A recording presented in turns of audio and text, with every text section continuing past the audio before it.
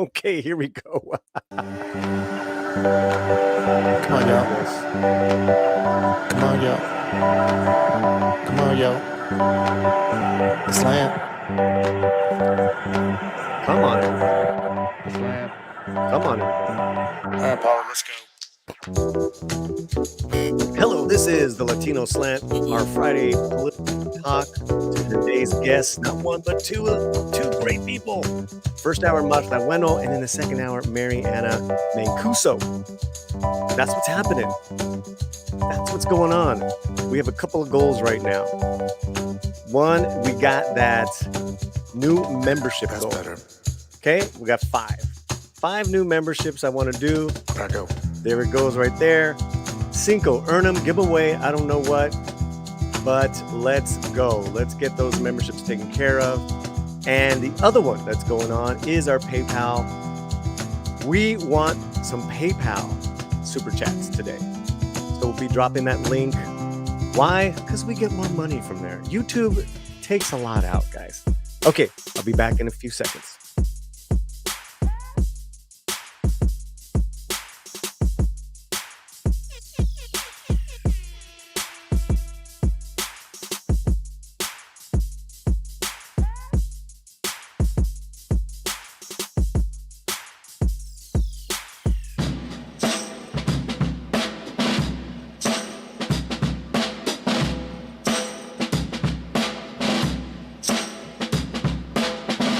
Nice, 20 seconds left. Let's say hello to members. Juice is here. Penny, Paladin, Liams, FKH, Dawn of Mutilation. Last 10 seconds. We are on X, Facebook. 5, Promote it, 4, share it, all that good jazz. Be right back. Uno.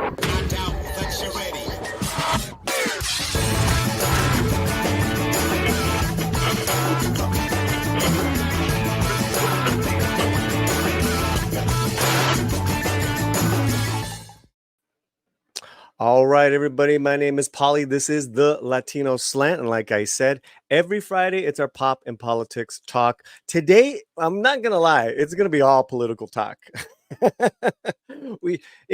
It's almost as if I could be doing this show every morning now. I mean, I almost should do a morning show where we just talk about what happened the day before in regards to the political happenings, at least up until what, in 2 more weeks. Maybe we'll do like the last week or something like that. I don't know. What do you guys think? Okay, what I know right now is Bonzo, who's a member of the channel, is here. Cubole, carnal. Cubo, what's happening? What's happening? Fletcher is in the chat. He's saying hello to you guys and all that good stuff. Very soon, we are going to get a Midnight's Edge raid where we're going to see a lot of people here. So, you OGs that are here, make sure you say hello to everybody. Now, I have two very interesting guests. The first hour, and then in the second hour. The first hour, we're gonna bring her on right now, and I've been following her political activity on Twitter X, for a while now. I mean, it's amazing what this woman, the ground she covers. But I'm gonna let her introduce herself. Let's bring her on. Her name is Marta Bueno. What's up, Marta? Hello, everyone. Thank you so much for having me on, Polly. This is awesome. And yeah, thanks for having me on. I'm looking forward to getting into all the political talk that probably is going to annoy everybody if they're not used to speaking politics on a regular basis. So, first of all, thank you. I know you're incredibly busy, business lady, mother, political activist. Tell us a little bit about who you are and what you do for my audience. That'd be wonderful. Yeah, so lifelong entrepreneur, started my first company when I was 17, have been in that space for a long time, started to get into the political scene in 2016. I volunteered for Gary Johnson's campaign, flew out to New Mexico. Then in 2020, I volunteered for Joe Jorgensen's campaign. So I've been doing a lot of political commentary, also a lot of just campaign stuff. I ran for office here in Miami-Dade County for commission in Wow. 2022. Came in second as an independent, which is something that is pretty much unheard of. Cannabis advocate, just a little bit of everything, but politics is what I love to do. And as of late, I've been also sometimes co-hosting the Luke Rudowski best political show. And so So just, cool. getting out there, trying to get the word out there, trying to talk about the issues because, Mhm. this election cycle, I think it's so important. But every election cycle is important. Every election cycle we hear, this is it. This is the most important election of Right. our lifetime. If we Yeah. don't do this, the world is going to end. And so I love that people are seeing things differently, and I feel that there's a change happening in the world, and I want to keep pushing that because, in America, we shouldn't have a president so powerful that people are freaking out if their guy doesn't win. This isn't the way it was supposed to be. Correct. Thank you. And that's what I pride myself here is that we like having civil conversations with adults. You Yes, know what I mean? I So do because I have a lot of non-civilized conversations sometimes, and it's not I that fun. know, I It know. can't be So fun. are you, am I correct saying that you have described yourself as a libertarian and I Republican? am. I've Mhm. been a long-term libertarian, although Mhm. right now I think most libertarians would be very upset with me for saying that because I have, I guess, the equivalent of coming out when you're a libertarian and you come out and you say, I'm going to be voting for Trump, people don't like that. Mm. So I am a libertarian. I'm just a practical libertarian. I've been voting for the Libertarian Party candidate since the first time I voted Republican, and after that, that was in the year 2000. I voted for George W. And then after that, I've only voted for libertarians for president. And like I said, I also volunteered for presidential candidates. So this is going to be the first time in 20 years, 24 years that I'm going to be voting for Republican, and I'm upsetting people on every side of the aisle, and I love it. So, but you're also I think all this is fantastic. You were a mother. You were a mother of four. Is that I correct? am. I am the God mother of bless four. you.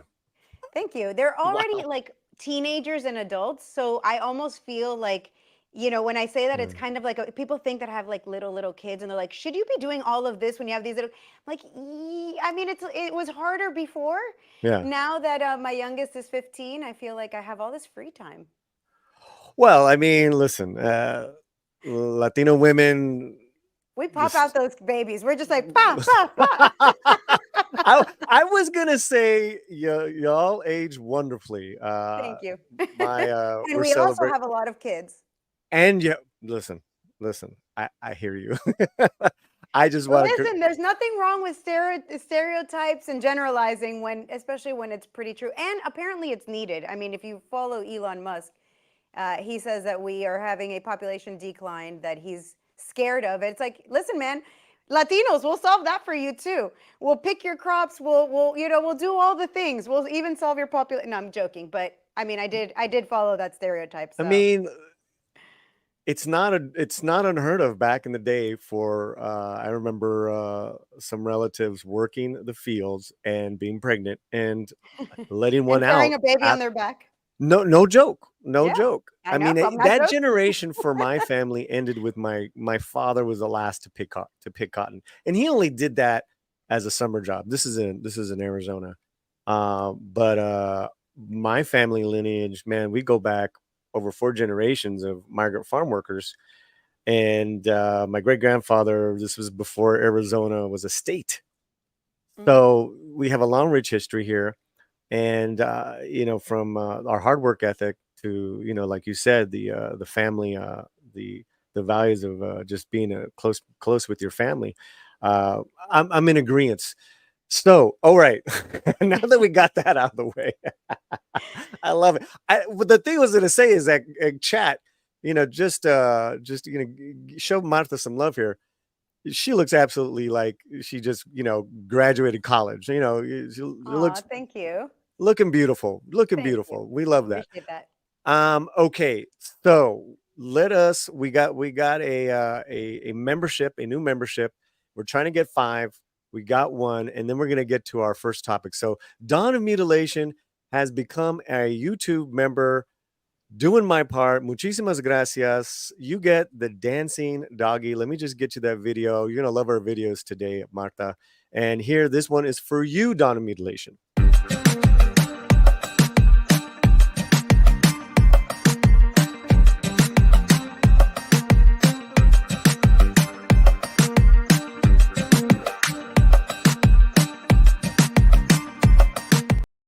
doggy dance.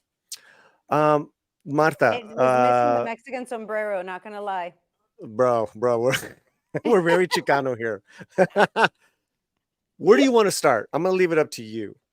Do you want to That's not start with? fair because I can ramble on about, Mm-hmm. especially again, I told you right before we started, like I watched the Donald Trump Univision town hall for you Yeah. specifically. So if you want Yep. to start there, I Let's start actually there. there was something you also said you wanted to talk about the Brett Baer interview with Kamala. There Yeah. was something, maybe there's a middle ground here. As I was watching it late, because again, I didn't watch it live, Mm-hmm. I got a commercial for Kamala Harris in Spanish. Did you get that link? I did not. I can't seem to find it Ah. because, oh Okay, my hold on, God, hold it on. is the worst Fletcher, commercial Fletcher, I come have on in ever here for a seen. second. What are we looking for? And Fletcher will find it. Okay, so there was a commercial in Spanish for Kamala Harris. Sorry, and you know, it comes on about how she's a hard-working woman. It's all in Spanish, trabajadora, luchadora, and then when they say luchadora, they put on a Mexican luchador mask, like, and I'm like, What? this is why you don't hire people who only speak Spanish to do your Hispanic outreach, because you missed the mark so hard on this one, and I need to find that video because I need to put that out there for Okay. my Latino people. Like, this is what these Americans think, that just because the word is the same, that una mujer luchadora is going to be a lucha libre. Like, oh my God, I can't even. Anyways. Well, okay, if you could help us out with that, Fletcher, that'd Okay. be wonderful, man. So Fletcher's the man. I need myself a Fletcher. yeah, we all need a Fletcher. God bless Fletcher. She did not attend the roast. I mean, there's so much happening, right? There was the Catholic fundraiser, Al Smith dinner, the annual one where, and then with the Republican Democrats come and roast each other. It's for a good cause. She was advised not to attend by her political campaign person. And let me just you know what, let me bring this in, but I'm gonna go to my page. I want to show this to you guys. Did you read any of this? I can't see it. I'm on my Don't phone. worry about it. I'm gonna read it to you. Okay.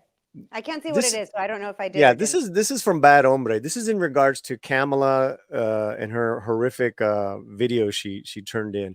Major drama within the Kamala Harris campaign this morning. A source reveals that Harris screamed and angrily berated her campaign manager, Julie Chavez, for over 30 minutes on the phone this morning.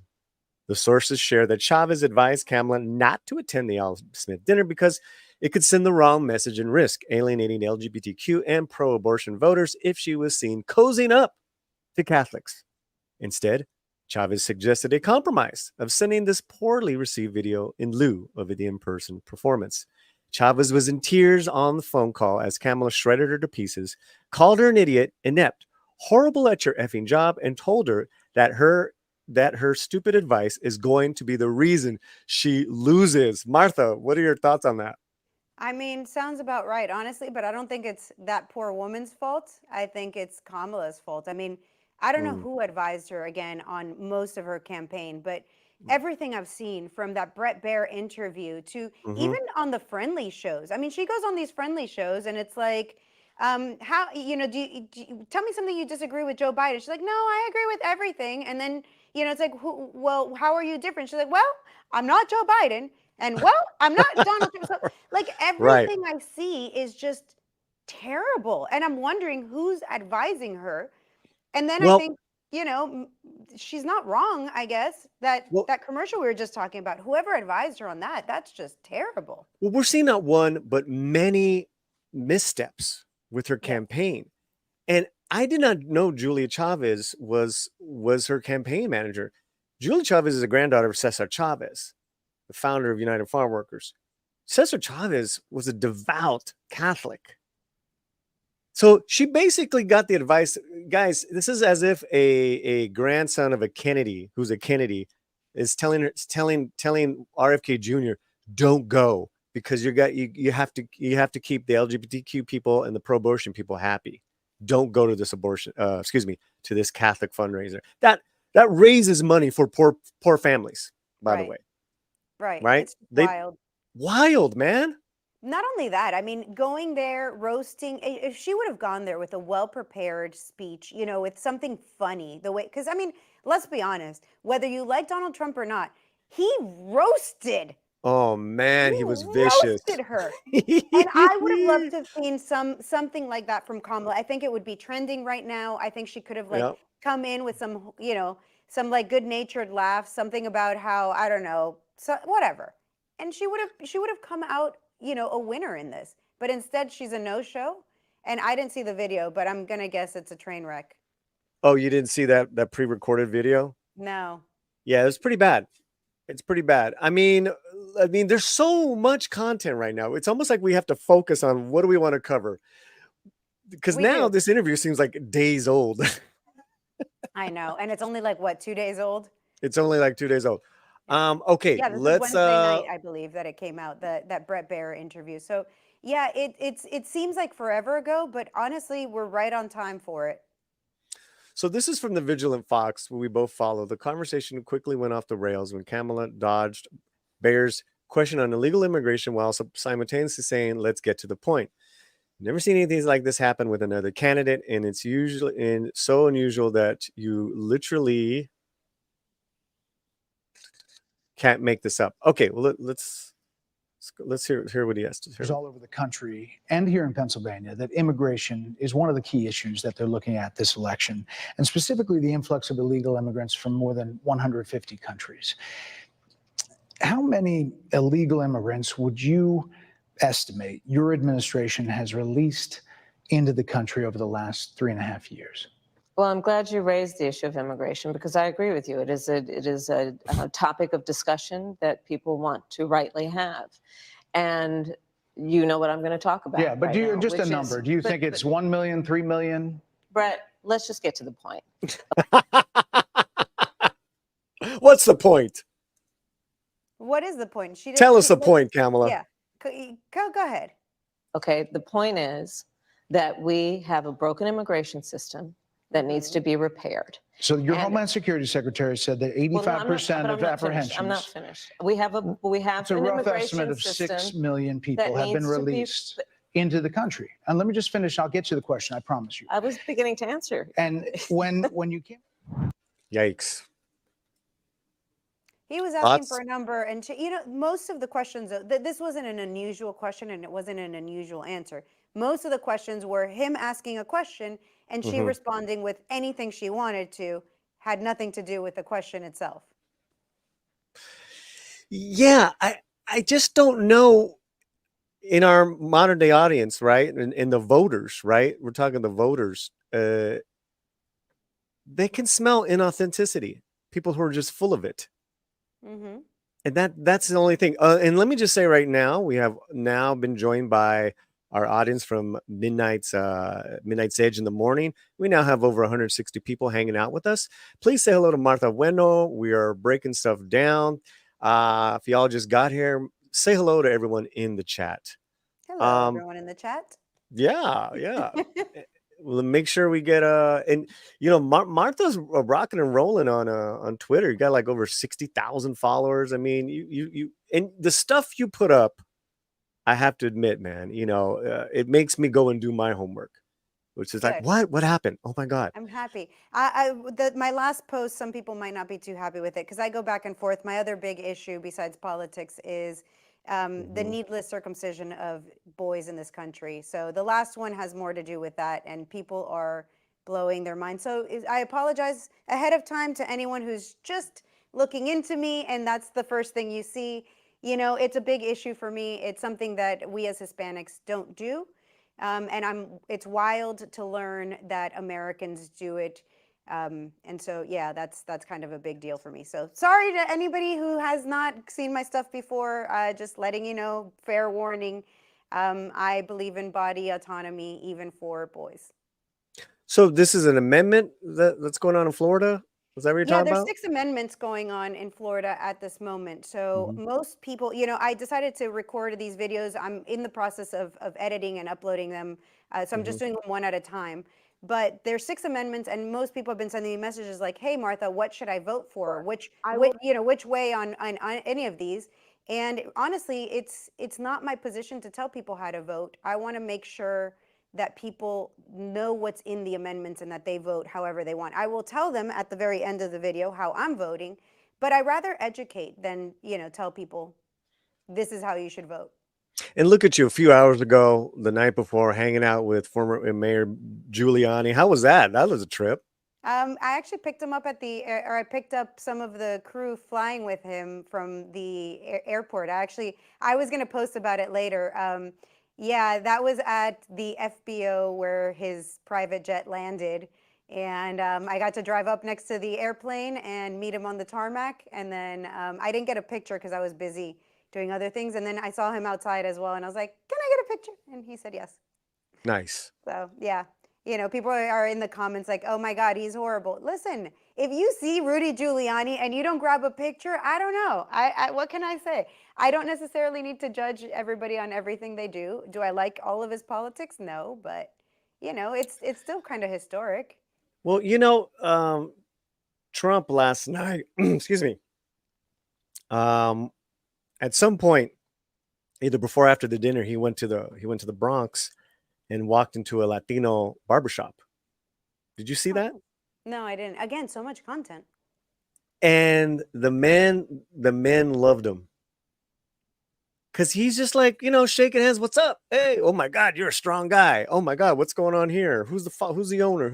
It's a normal conversation.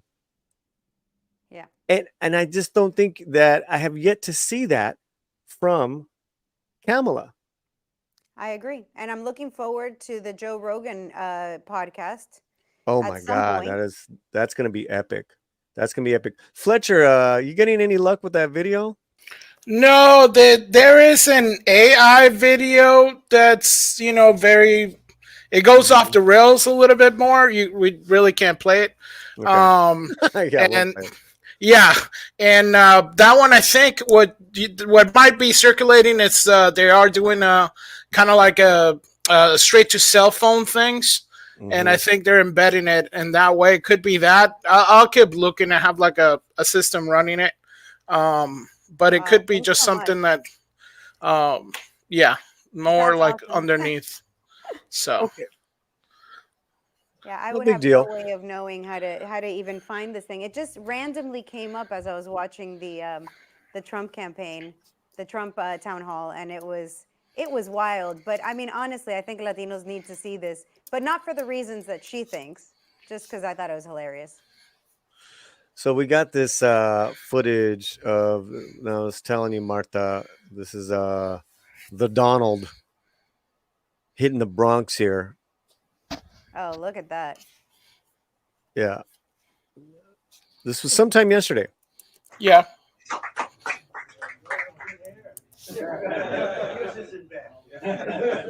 Nice to see you all. No good at the barbers here.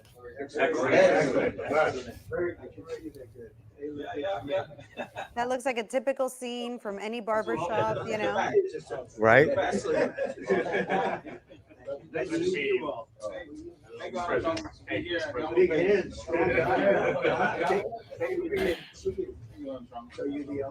I want to believe that he's in favor of Latinos and stuff, but his deportation rhetoric and some of the stuff he says, I'm not a fangirl. I'm not voting for Trump because everything he does is wonderful. I'm not voting for Trump because I believe, he's some type of savior. I'm voting for Trump because the alternative is what exactly my family fled, which is socialism and communism. And my family's done it twice now. My parents are Cuban.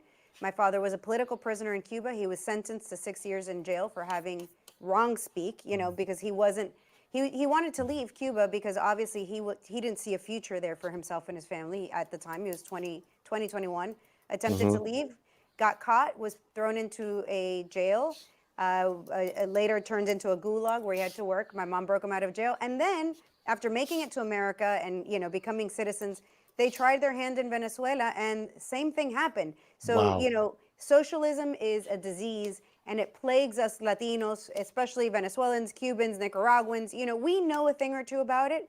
And you know, I'm And coming more fast to concerned- Mexico, to theater near you. Oh yeah, it's coming. Oh yeah, Mexico right now. Just you know, yay, women president! Yay, communist women president! Like, come on, people. There's got to be more than just what's between people's legs. We need to know what's between their ears. And clearly, you know, I cannot vote for Kamala, and I cannot risk Kamala winning. So, beyond that, Trump came to the Libertarian National Convention, and he promised That's us right. several things that are really important to me. Number one on my list is free Ross.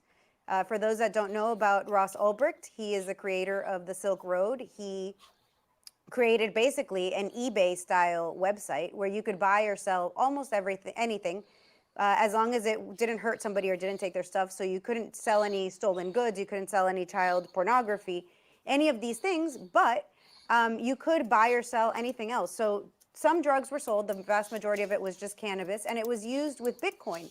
And for that crime of creating this website, he's sentenced to 240 years in jail.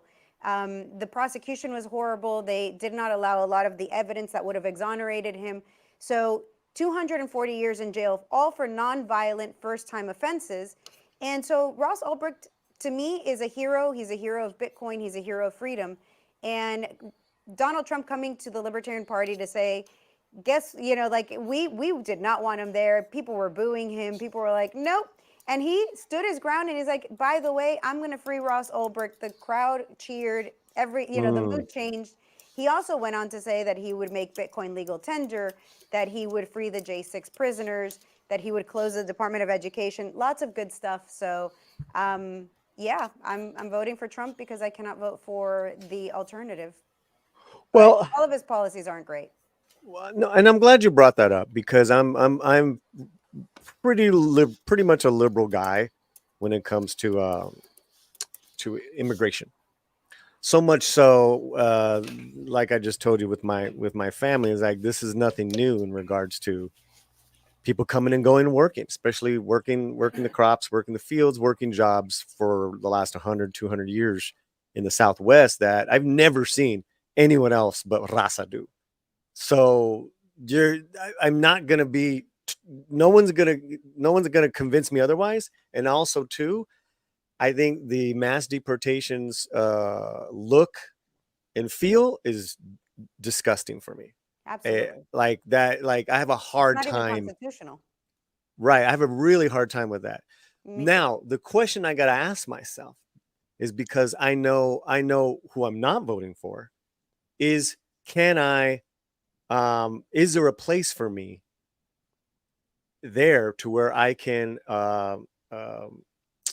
argue my errors, argue my and have a place for my argument, right? Because I'm not going to listen. I don't agree 100% with the Catholic religion.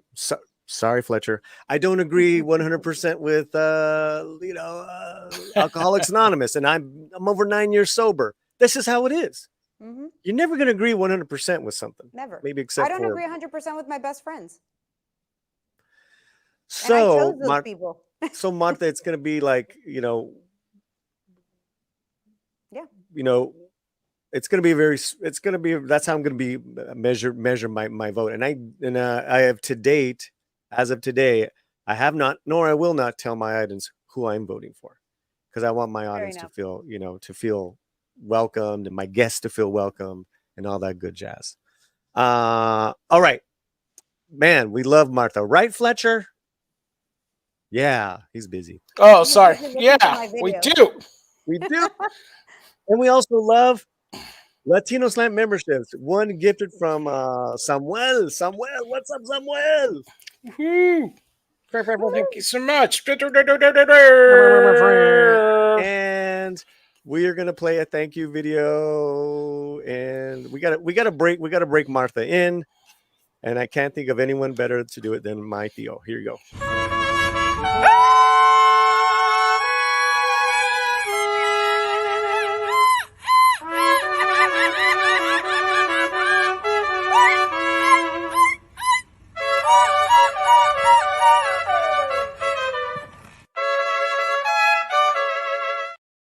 Oh my God, that is hilarious.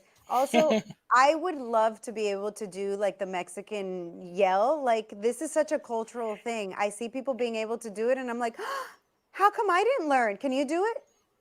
A grito? Uh-huh. Oh, yeah. Oh, you want me to do it now? I mean, if you want to, it's your show.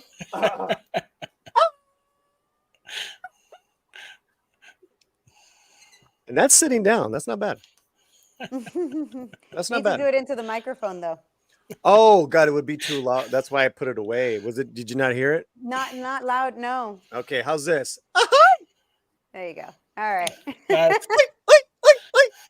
Zax, who is a member of the channel for 19 months, has his own fantastic channel as well. Hola, Polly and Miss Bueno. Cuba is a beautiful place to visit with kind and generous people. If you can go, it's worth it. I've never been, and nor will I ever go. And I invite everyone that's listening to not go, because every time you go, you give money to the regime, which basically starves its people. For those that don't know, in Cuba, it's an island. It's surrounded by water. It's surrounded by fish.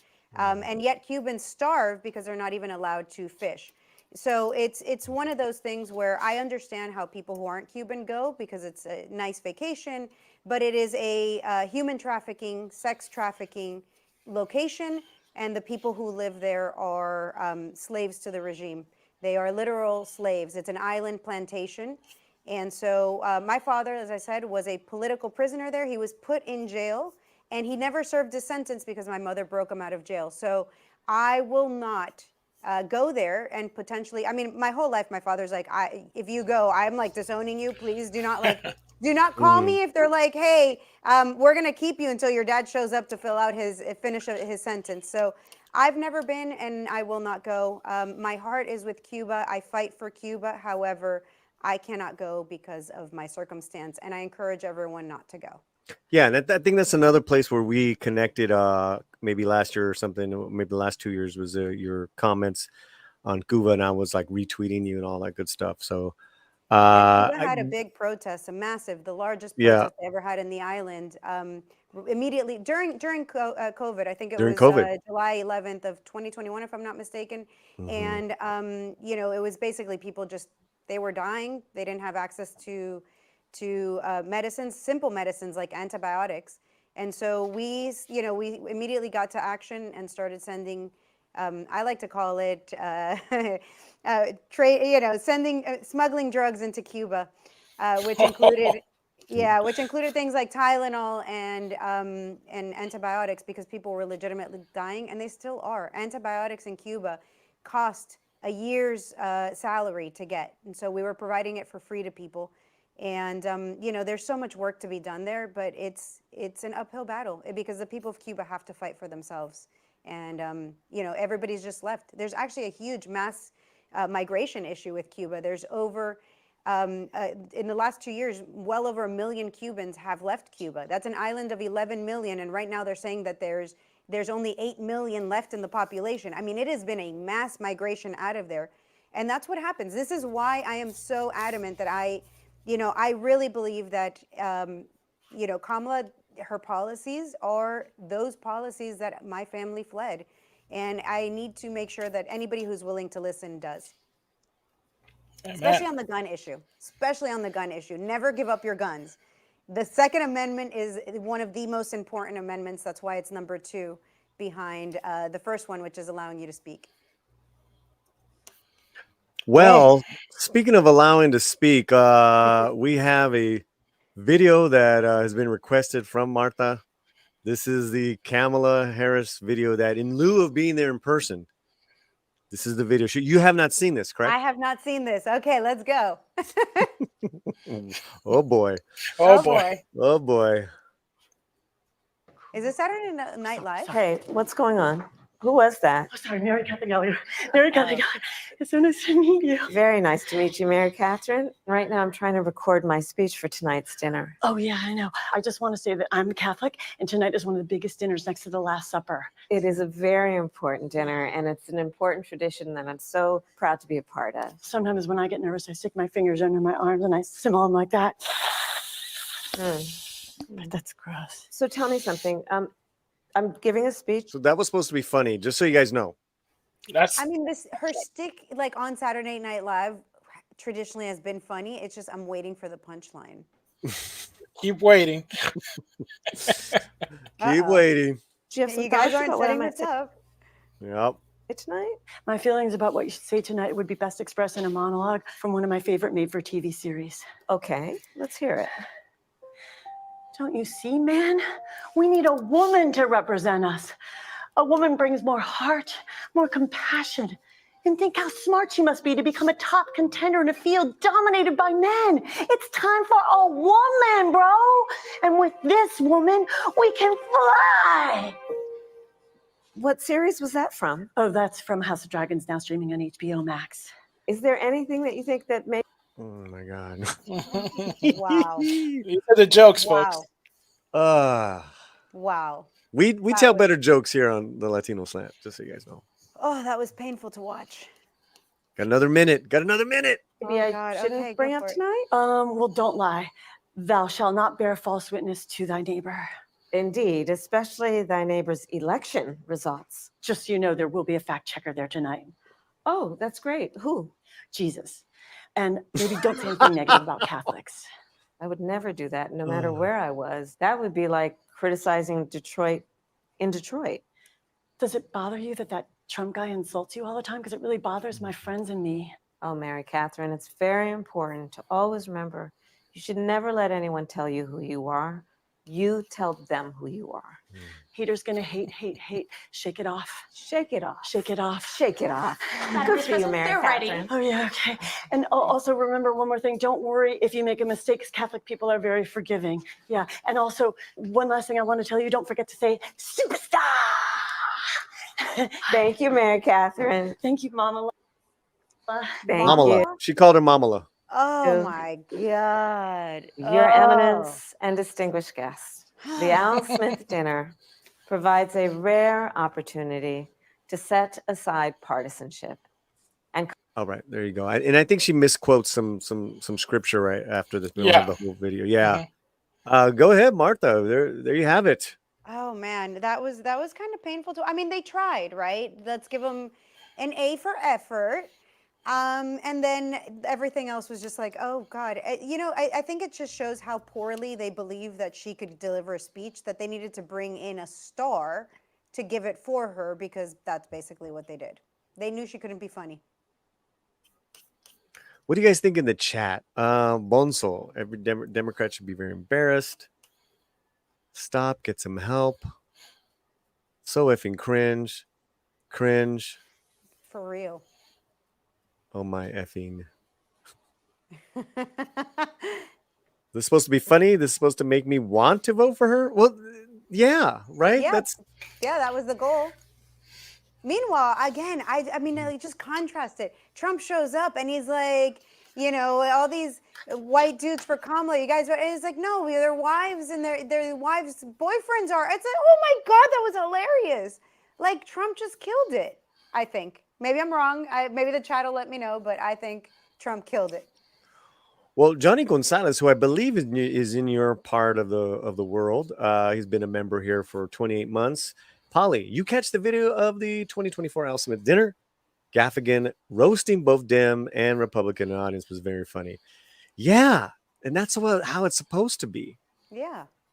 And they should have roasted each other. Kamala should have been there, for real. I mean, but see, I just don't think she has it in her to where she can take being made fun of. I agree. I don't think so. And I am looking forward to the train wreck that will be Joe Rogan's appearance if she actually makes it. I don't think she'll make 3 hours worth of content. She'll probably be pulled out before. I can't see that being a reality. I can see Trump going on there. So can I. But Yeah. Kamala, I mean, you know, who knows? I'm looking forward to it. I can't, like, this is my Super Bowl. You know, I feel like men, especially that like wait for like Sundays and they're going to like, which team? This is my Super Bowl. And I only have 2 teams, realistically, because, you know, unfortunately, libertarians, we've been trying for 50 plus years and we really haven't made much headway, primarily because for the last almost 200 years, only R's and D's have had full control of the government. And so they wrote the rules to exclude everyone else. But beyond that, you know, we really haven't made a whole lot of headway. So I only have two teams to be rooting for at this point. And I'm excited to see, you know, all of this stuff. And yeah, 3 hours of Joe Rogan. I think Trump's probably going to, you know, have some stumbles, but Kamala, it's just going to be a train wreck. And it's just because she's not authentic. It's because she's not a genuine person who can sit down and have a real conversation. She goes into these like trying to give these you know, well thought out, very like, oh, and it just turns into cringe. Honestly, I don't know if I'm the only one that catches it. It's just very cringy for me. So there was the Al Smith dinner, and you guys saw the video that Kamala turned in but did not attend. Here's the some snippets from that. This is comedian Gaffigan. I guess Jim is a Catholic, but he's definitely the host. Maybe he's not Catholic. I don't think you have Maybe to be he Catholic. just went to be the host. I don't Right, know. right, yeah. My bad. Okay, here we go. Who knows? Yeah, this has been an interesting presidential campaign. The Democrats have been telling us Trump's reelection is a threat to democracy. In fact, they were so concerned of this threat. Oh, I saw this. Coup. Ousted their democratically elected incumbent and installed Kamala Harris. In other words, all her dreams have come true.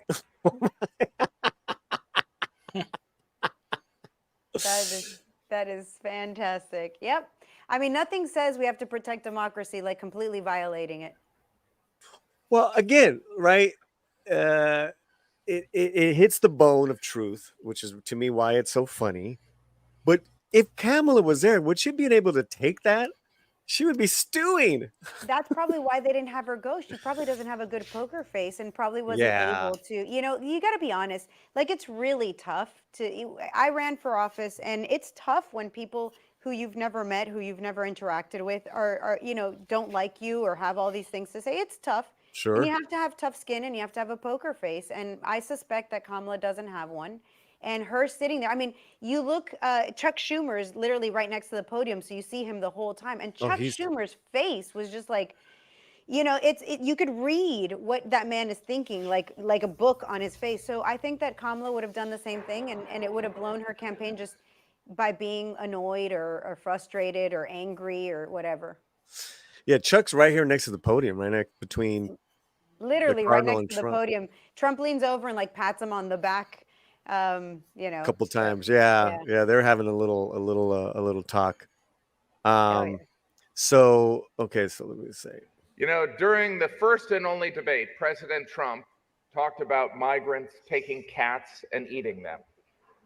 You know, if you're keeping track at home, this is the second time grabbing a kitty has been part of a campaign issue. That was good. I had not heard that one. That was good.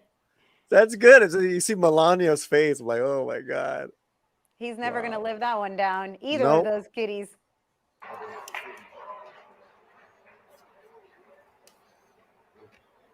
You know,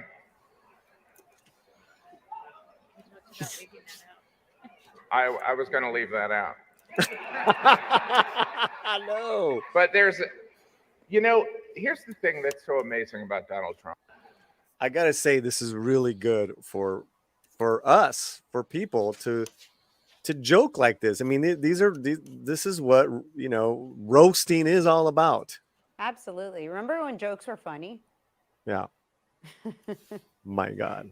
Good stuff. Yeah. Good stuff. So, So the Trump town hall, you made me watch this thing. We are going to talk about it for sure. let's talk about it. I have the video ready. Trump went to Univision, everybody. He did. So did Kamala. I didn't watch the Kamala one though. That was the week before. And this piece right here that we have, let me bring it up so we can all see it. Let's watch a little bit of this. I just got a question for Ms. Vice President. Buenas noches, señor. Good evening. So it's the same question, but to the two different candidates. I think it's the same guy too. Ms. Vice President, Me pasé toda la noche I velando. spent the entire night looking at news. Oh God. Can we cut it there for a sec? So she says this quite often, and she immediately jumps to things like, "I'm going to make sure that people don't," she's basically talking about price gouging. So as a lifelong Floridian, somebody who's been through major hurricanes, including in 1992 Hurricane Andrew, price gouging is not what happens. What happens is things become more expensive because we don't have access to them. For example, gasoline, water, things that are needed, we don't have access to it. So if you're going to say don't price gouge, then we are not going to get those items. Those items come to us because somebody, where they have a lot of it, decides to, you know what, I'm going to load up my truck, I'm going to load up whatever, and I'm going to drive to this zone and deliver these goods. And clearly it costs more because that person had to do this, which isn't like in the regular thing. So we're happy to pay. If you don't have water, if you don't have gas, we are happy to pay for the money, to get access to the things we need. I remember back in 92, it was batteries, and people from, or generators, people from nearby states were loading up their cars with generators and driving them down. Clearly, they're not going to sell it to you for the same price that they picked it up in Home Depot, because the price of the gas and their time and whatever, costs money. So like what she just said, all of the things she said, nothing was related to how she's actually getting people help on the ground. And then she went into, and we're going to come after the people who are actually doing the work and getting the stuff there. I mean, it's so frustrating. Could she not have said, it's terrible what's going on there, and by the way, we have all of these resources? $750 does not help people who don't have access to things. It's just, I don't know. Am I alone on this? I hear you. Am I No, I hear speaking you. crazy? But let's be fair now. Let's listen to what I think. It's interesting that this gentleman didn't talk to Kamala in English, Right. and yet with Trump, he talked to him in English. Well, why is that? Number one, he's from Jersey. He's a Cuban from Jersey, but clearly English is his preferred language. So, and he probably had one question that they had like selected him for, and he was going to ask it, and then he switched it and probably went in English just because it's his, more dominant language. As somebody who speaks both languages, I often do this. Like, I prefer to ask in my dominant language, which is English. Okay. So that's probably the reason. But he also asked him a series of questions, some of them fair. But Trump's response here is all over the place. But the firing. It of is. People, the firing of people. I mean, of course, people that you fired aren't going to say nice things about you. I mean, that's just ridiculous. Whatever. I'm not a Trump fan, so I can criticize them both, and I'm happy to hear. Yeah, he didn't really. When I've heard this response already a few times, he just doesn't really answer the question. I think he does his best, but he really is all over the place. And this is not like the Jersey guy here. He's a pretty sane dude. It's not like attacking him. He was totally sane. On the question on like why he didn't move fast enough in terms of the Capitol, I think it's been said multiple times that Trump requested to have, like more assistance there, to have the National Guard mobilized, like he had requested prior to. So, that I don't think necessarily lands on his shoulders. The part after that, he moves on to talk about the COVID response. I think Trump loves his COVID response. I don't. That's one of the main reasons I was not voting for him early in. I think his COVID response was absolutely horrific. And I agree with Gonzalez here, who says that had he have moved faster, he would have saved more lives. If we would have had more information, he would have saved more lives. I agree. I think that he's being totally fair. And then the very end, he goes into, people that he fired. They don't have the best thing to say about him. And as a longtime business owner, I can tell you that people that I've fired, if you're going to go look for people to talk about me and you go to look to somebody that I helped, they're going to be like, oh, Marta's great. And if you go talk to somebody that I fired, I'm probably the worst person on earth. So, I mean, again, this question, it was like a 3-part question. So he had to be all over the place in order to answer them all. And I think he did. If you want to play it, we can. Yeah, let's play a little bit of it, and then our second hour guest is with us. Oh man, she's even 2 minutes early. Woohoo! I mean, she's Italian. Italians are kind of like, with time. Are you always on time? Mary, I just try to be. I work really hard at it. I'm not always on time. I'm often late. And it is a time management issue. I am Cuban. We are on Cuban island time. I mean, We you are guys don't late to really everything. have. You guys don't have watches in Cuba. I mean, come on. Let's be Right. honest. Let's be You know, honest. but it's a cultural thing. And I The think that cultural thing. I've realized how much for like my American friends not being, because if you ask a Cuban, listen, there's a party at my house at 6. Everybody knows that they're showing up at 8 p.m. because that's the time that the party gets Oh, good. And I why would I love be it. here at 6 helping you set I up when I love it. can show up at 8 and enjoy the party? It's a cultural thing. But I So- found out that my American friends really don't like it. So I work really hard to be on time. Well, listen. If you don't mind, let's share the space and bring her on in, and Absolutely. if she wants to comment on this, and our second hour guest is here.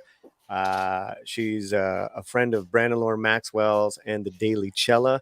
And Brandon's texting me right now. Love him to death. He's excited that Mariana Mancuso is joining us. She's a political analyst, a strategist. You've seen her all over the place. We're just so excited to have her. And she's an LA Dodger fan. That's why I love her even more. What's up, Mariana? How you Hi, doing, girl? Paulie. How are you? Thank you so much for having me. I'm so excited to join you guys this afternoon. Really appreciate it. All right, all right. Introduce yourselves here. This is Martha. This is Mary and Fletcher, our producer. Hola. Hi, how's it going, guys? Happy Friday. Happy Right. Friday. Nice to meet you, Marianne. Likewise. Or it's like I'm referring to it, one game away from the World Series. Yes. Yes, that was what I was saying earlier. This is my Super Bowl, you know? Oh, you talking? See, we're talking about actual sports. And Mary, Oh my God. I thought we were talking about politics. I was like, yes, Oh, that's you exactly mean what I football? That Nope, my bad. too, One Martha. It moment. is also my Super Bowl as well. But I have to tell you, I'm very excited about the Dodgers. Yes, exactly. I almost wore my Dodger hat, but I was like, I don't want to really get ahead of myself. Martha's like, yeah, whatever. I'm like, listen, it's not the World Cup. I cannot participate in this. Anyways. Hey, go Yankees! Get on out of here. See, Ralph M says a lot of. He has strong opinions in my chat over months and months. But now I'm mad at you, dude. Well, you know, we were talking, Paulie, before we Yeah. jump into politics. You and I were talking, and you asked, "How did I become a Dodgers fan from the Yeah, East I'm like, Coast?" aren't you East Coast? Yeah, Right. yes, I am. And I became a Dodgers fan because they screwed Joe Torre out of his contract. And so when he went to the Dodgers, I was like, me too, man, let's go. And I've been a Dodgers fan ever since. I love it. Why don't you tell the audience and Martha and Fletcher, tell us a little bit about yourself and what you do. Yeah, so I'm a Republican political strategist, and I've been working in the industry for a really long time. I worked on campaigns as well as ballot amendments and everything from your local races to Senate races. I did a presidential. My last time on the campaign scene was actually, this is not going to probably surprise some of your viewers, but was 2016. I was with Lindsey Graham's presidential, and I've continued to work in the pro-democracy space. And now I've been writing a lot on climate change, as well as just doing on-air commentary for politics and calling out both sides, because both parties are kind of messing it up. So, you know, trying to hold everybody accountable the best I possibly can. Fletcher, I got to tell you, man, I'm feeling pretty good about myself. We have two amazing people on. All-star lineup. All-star lineup. I'm just gonna kick back. I'm just gonna kick back. I'm gonna kick back. And chat, y'all better recognize the quality of our guests. Say hello to them. Follow them on X. Let's throw their links up right now. Follow them Links on are X. up. Say hello. But why don't we jump back into this town hall, because I want to hear Trump's answer, and then I'd love to get some reaction from you, Mary, if that's cool. Yeah, absolutely. All right. Or they get a little. Can I just say, Trump is darker than my Latino brother here? I don't know how that happened. It's the bronzer. Yeah, I was gonna say all that spray tanning. Man, boy, looking dark. Yeah. Crazy. All right. Now, how did he get? Around his eyes? Not so much. He needs it like blended in a little better. Well, he's wearing the glasses when he does the spray tan. That's why. Yeah. He's like the inside of a gansito. Is that what's going on? Probably. Oh, wow. Yeah, he's wearing the little goggles, you know. Mhm. Yeah. Wow. Okay. All right. Yeah. And how does he know that it's like 90% of my people still love me? He gets a little obsessed, guys. It's a little too much. All right, let's keep going on. Publicity. What's wrong with this? What's wrong with Trump, man? This is like a terrible answer. Yeah, I love not, how. I'm sorry. I know. Marianne, go ahead. no, he's not okay. He's not okay.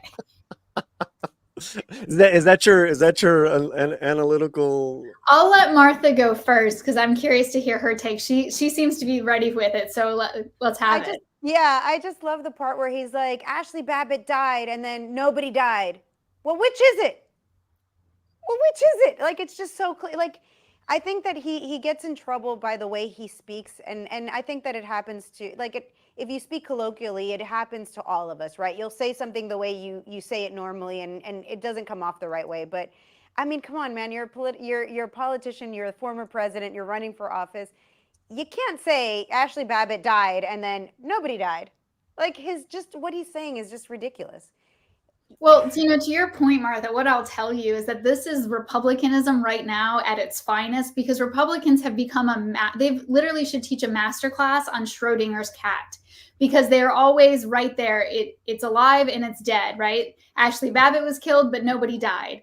And so they do this on a lot of issues. We see this all the time. We're seeing it most recently with climate. Remember, we had 2 hurricanes come through Florida within the span of 2 weeks. Republicans are denying climate, but then you have them now saying it's not man-made. Now they're saying that the government controlled the hurricane.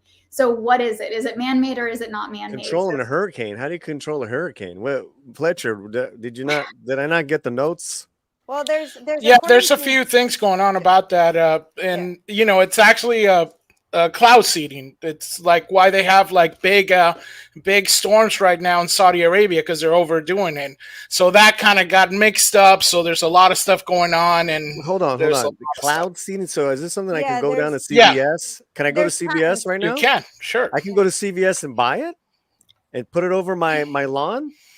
Because my lawn's dead. I need to get. Well, I don't know that. Well, you need a plane. Is that how it works? Oh, okay. Yeah. Right. Marianne, I was just going to say that I don't think it's Republicans necessarily. I think it's all politicians. Politicians, this is what they do. They have to. We see it on the side of Kamala as well. They will tell you to your face, like. I went through a divorce, and my divorce attorney used to use this saying all the time, and she'd be like, "Don't pee on my leg and tell me it's raining." And that is the perfect saying for all politicians, because they're always like, look, there was a hurricane. Clearly it's climate change. When, again, as a lifelong Floridian, I've lived through my fair share of hurricanes. I was talking previously about 1992 with Hurricane Andrew, one of the largest hurricanes that have come through Florida, most devastating.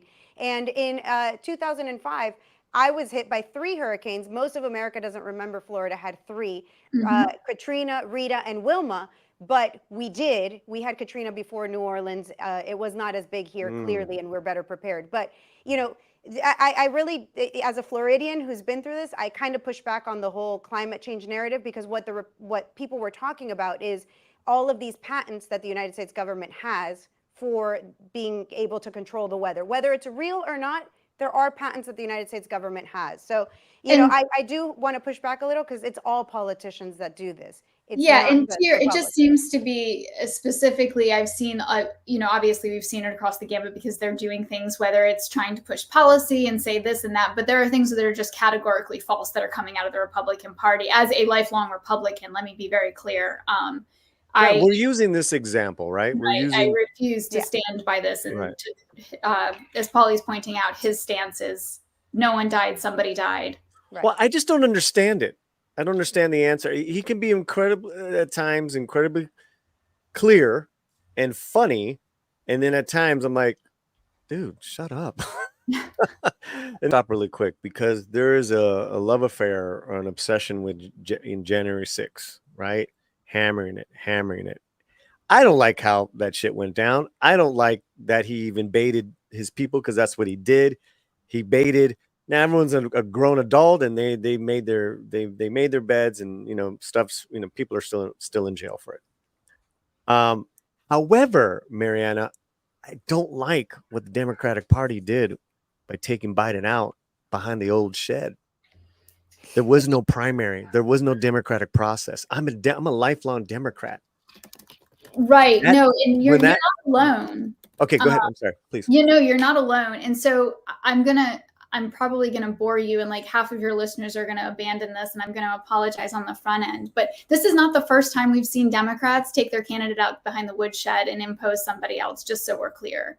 And if anybody in the chat knows, or either of you know what president I'm referring to, without Googling it, I will tell you. Does anyone want to take a stab at which election this was? What you said, which one was changed? So yeah, so there was one Democrat president in Americans' history that they basically at the convention, they swapped the candidate out for somebody else. No. Was it Goldwater? Franklin Pierce. Oh God! So Like this the is 1800s. this is inside baseball. So welcome to the Super Bowl, Martha. Oh, Here we are. boom. So hold steady with me, because this is probably this election. Honestly, I thought you were going to say Bernie Sanders, but I guess this comes close. Right. No, like Franklin. So just for context here, friends, Franklin Pierce was the sitting president as we were heading into a re-election in 1856. And he had been chosen in 1852 by, this is like where people get super bored, but I hope you'll hang on. And if you're a nerd like I am, which I think you are, Martha, I think we're now best friends, you'll appreciate this.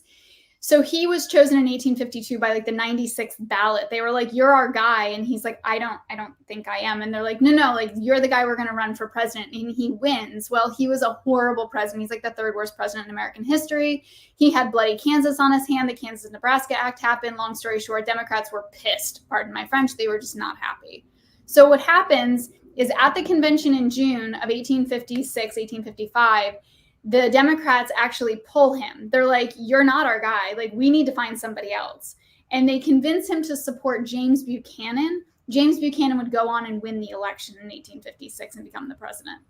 So this is not the first time the Democrats have decided to give the axe, so to speak, to their incumbent president running for re-election and pull them off the stage. I'm not familiar with that election. However, I think that this is something that maybe Democrats have a better history on doing and have done it in the past. I think that the case for, Hillary Clinton being the nominee when Bernie Sanders was winning is another clear example of just not respecting necessarily the vote or the will of the people within the party. So I was not familiar with the 1856 election. To be honest, I'm not very familiar with the history of inter-party stuff. I'm very familiar with the Libertarian one because I was part of it, but not the Republican and the Democrat. But I do think that, in recent history, we also have, these moments where the party's like, "You know what? I know people voted for this guy, but we're going to put her in instead." Or, in the case of Kamala, nobody voted for her, but, here she is. So, well, and to your point, you're absolutely right. And to your point, this is kind of, as a Republican who's worked on numerous campaigns, there used to be this question of like, why is it that we have the ability to continually beat Democrats the way that we do? And what I have found specifically after the Biden-Trump debate is the fact that Democrats wouldn't stick a landing on Biden. He had a bad debate night. There's no question about that. That was abysmal. And instead of doubling down and being like, "That's our guy," the Democrats were like, "We need to find somebody else immediately." Whereas the Republicans are running a felon, right? He's been convicted of 39 felonies, more are coming down the pike. And the Republicans are like, "That's our guy." Like literally, they are going to go to the mattresses with this man as their presidential candidate.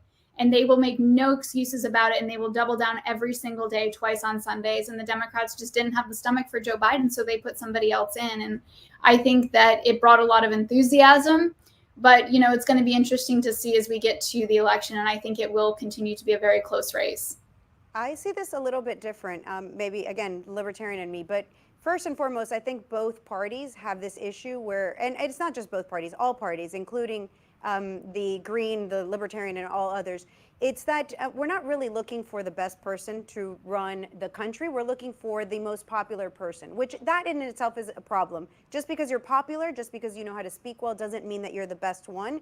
I think that 2020 with Joe Biden and Donald Trump being the candidates, I think we proved then that we didn't, we were just putting up people that were popular, were able to get the vote. We weren't necessarily putting the best in.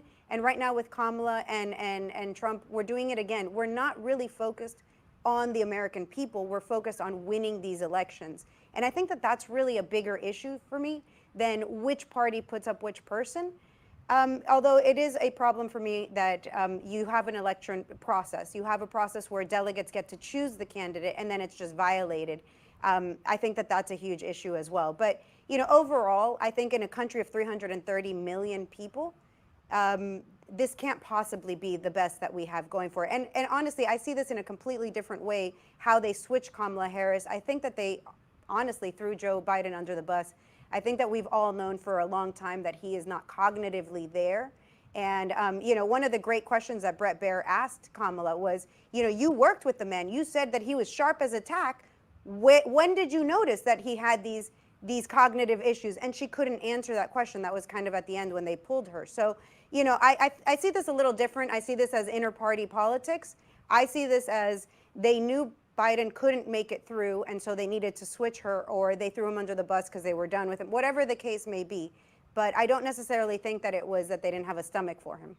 Well, we don't have a popular person, though. Trump has an 80% favorability rate among Republicans, and I can tell you in speaking with Republicans daily, I'm hearing them telling me that they hope that Trump loses in November because then they can move on from him. And so there's not, like, he hasn't even won the popular vote. The man's not popular with the general public. He has 20% of his party isn't a fan. I'm one of them. I can point out about 12 others behind me that aren't fans either. So that's a problem.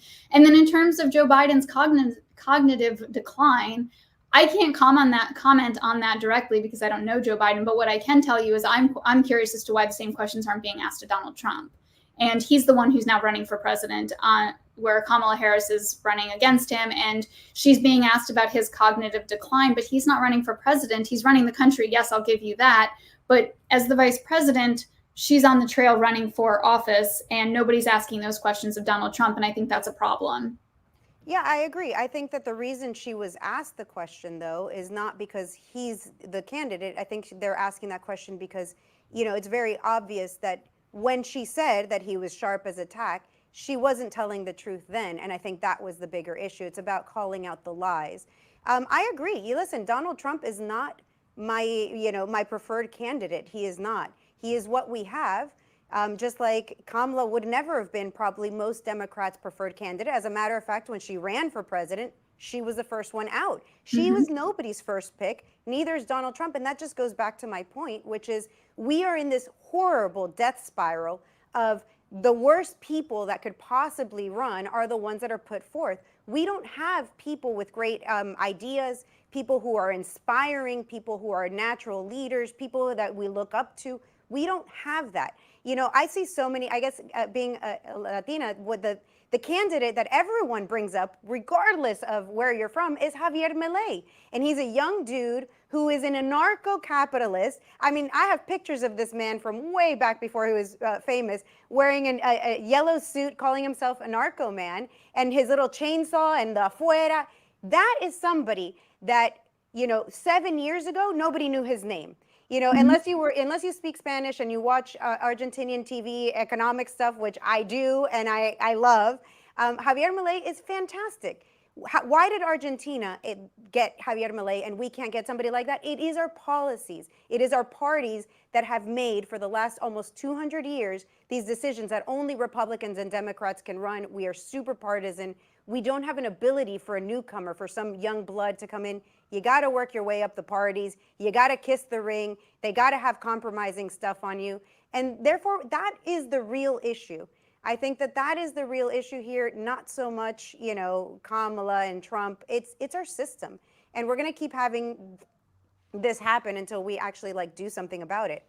What do you think we should do? Let me put a pause on that for a quick second. I want to thank everyone in the chat. Y'all have been great. I want to give a huge thanks to these two ladies for coming on, because I'm not having to say or do anything. I'm just listening. And you ladies are absolutely, what's that? We've just taken over the show. Sorry. I know. I love it. We're going to get back to these two incredible and intelligent women in a second. I want to remind you guys, this stream and channel does not run on itself. We look to your contributions.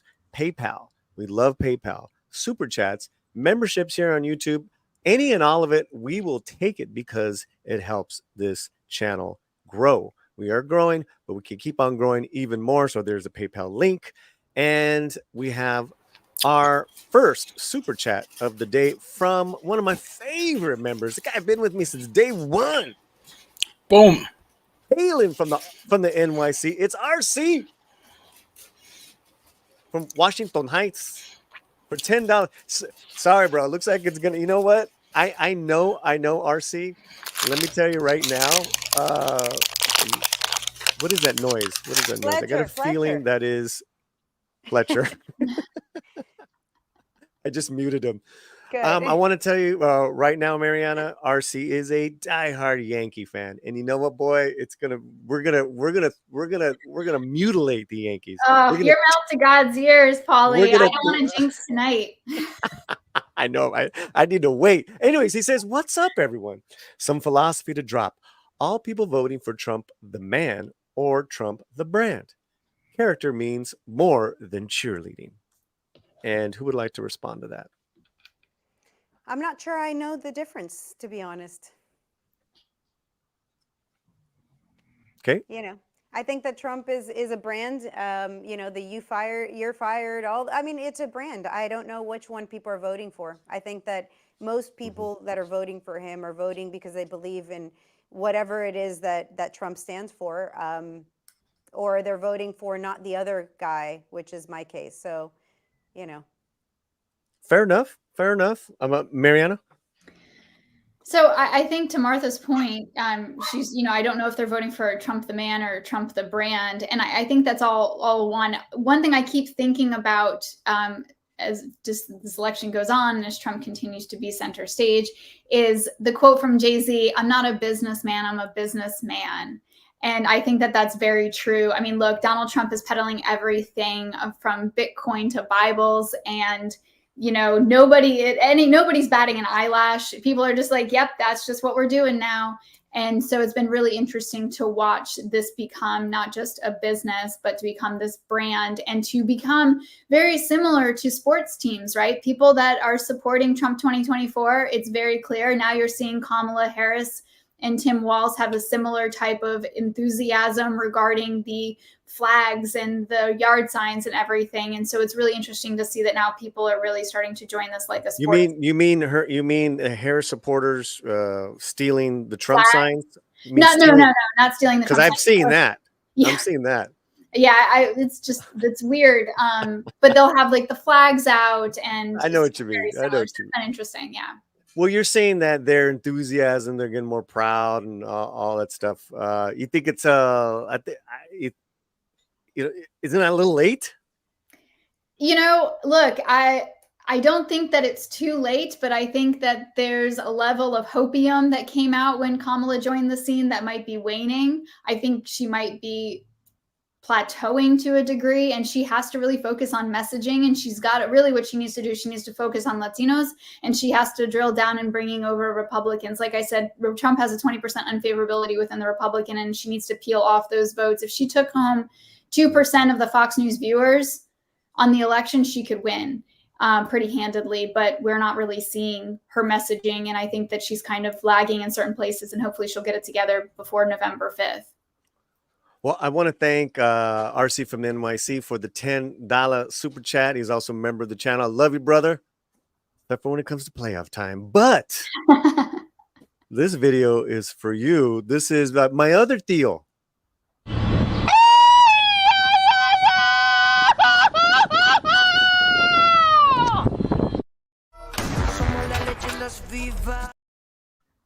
That's how you do it. That's how you do it, Martha. That is absolutely how you do it. I love I'm telling you, I wish I knew how to do it. Yeah. Do you know how to grito at all, Mariana? No, can't say I do. But you were on the Daily Chela with all the Cholos and the Chicanos. Yes. They didn't teach you nothing? No, they didn't. I guess I got to go back on again. So. Nah, because is there a trick though? I think you should just tell us what it is. How do we do it? Honey, what's the trick in throwing a proper grito? Put your heart in it. Yeah. That's coming from my beautiful Brazilian Portuguese girlfriend. She would know. Anyways, where are we at? What do we Javier got? Milei. Okay, we got comments. But before we got comments, make sure you guys follow Mariana Mancuso on. Oh, she's got a website. Yeah. Great website, great info. Thank you so much for being here. Also, too, let's get Martha's link up as well. Fletch, I haven't seen that one up in a minute. Okay, Javier Milias is a Chad. Okay, all right. What is that? Is that a good thing? Bad thing? Yeah, it means that he's like, the man's man. Oh, okay. Is he a man's man, Fletcher? You're an Argentinian. You know. Yeah.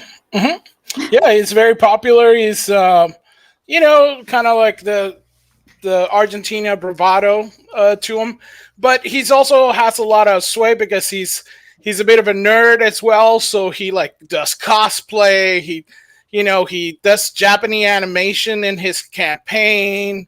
I mean, it's just like all over the place. So I have friends who were in his campaign, and these are like people varied from different areas of the political spectrum that he was able to get together, and they literally have like little fairs, and they have dancing, cosplaying, they have all kinds of stuff. So he's bringing like all the nerds together, all the political nerds, all the actual nerds, all the people who just want lower taxes and killing inflation like he is right now. I mean, the inflation's been the lowest it has in Argentina for a long time, and he was trying to do this thing with the Salvadorian President Trump, Bolsonaro from Brazil. They were all trying to kind of do like this whole thing of bringing like America and like a whole push forward. So, I just asked if he was a Chad, man. That's all I asked. Yes. Fact check true. Yeah, we're gonna let's claim a little Mexicanidad here. Julissa says you have to be Mexican in That regards might be to true. in As regards a to the Cuban, I'm just grito. gonna say, you know what? Yeah, that's probably true.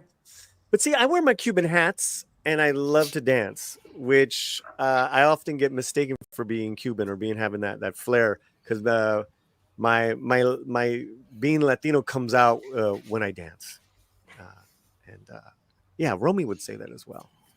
We have a good time. We can't wait. We're going to Mexico soon, Cabo San Lucas, and we're having it's gonna be a great vacation. Can't wait. But listen, this is all. We also in Mexico love our midgets.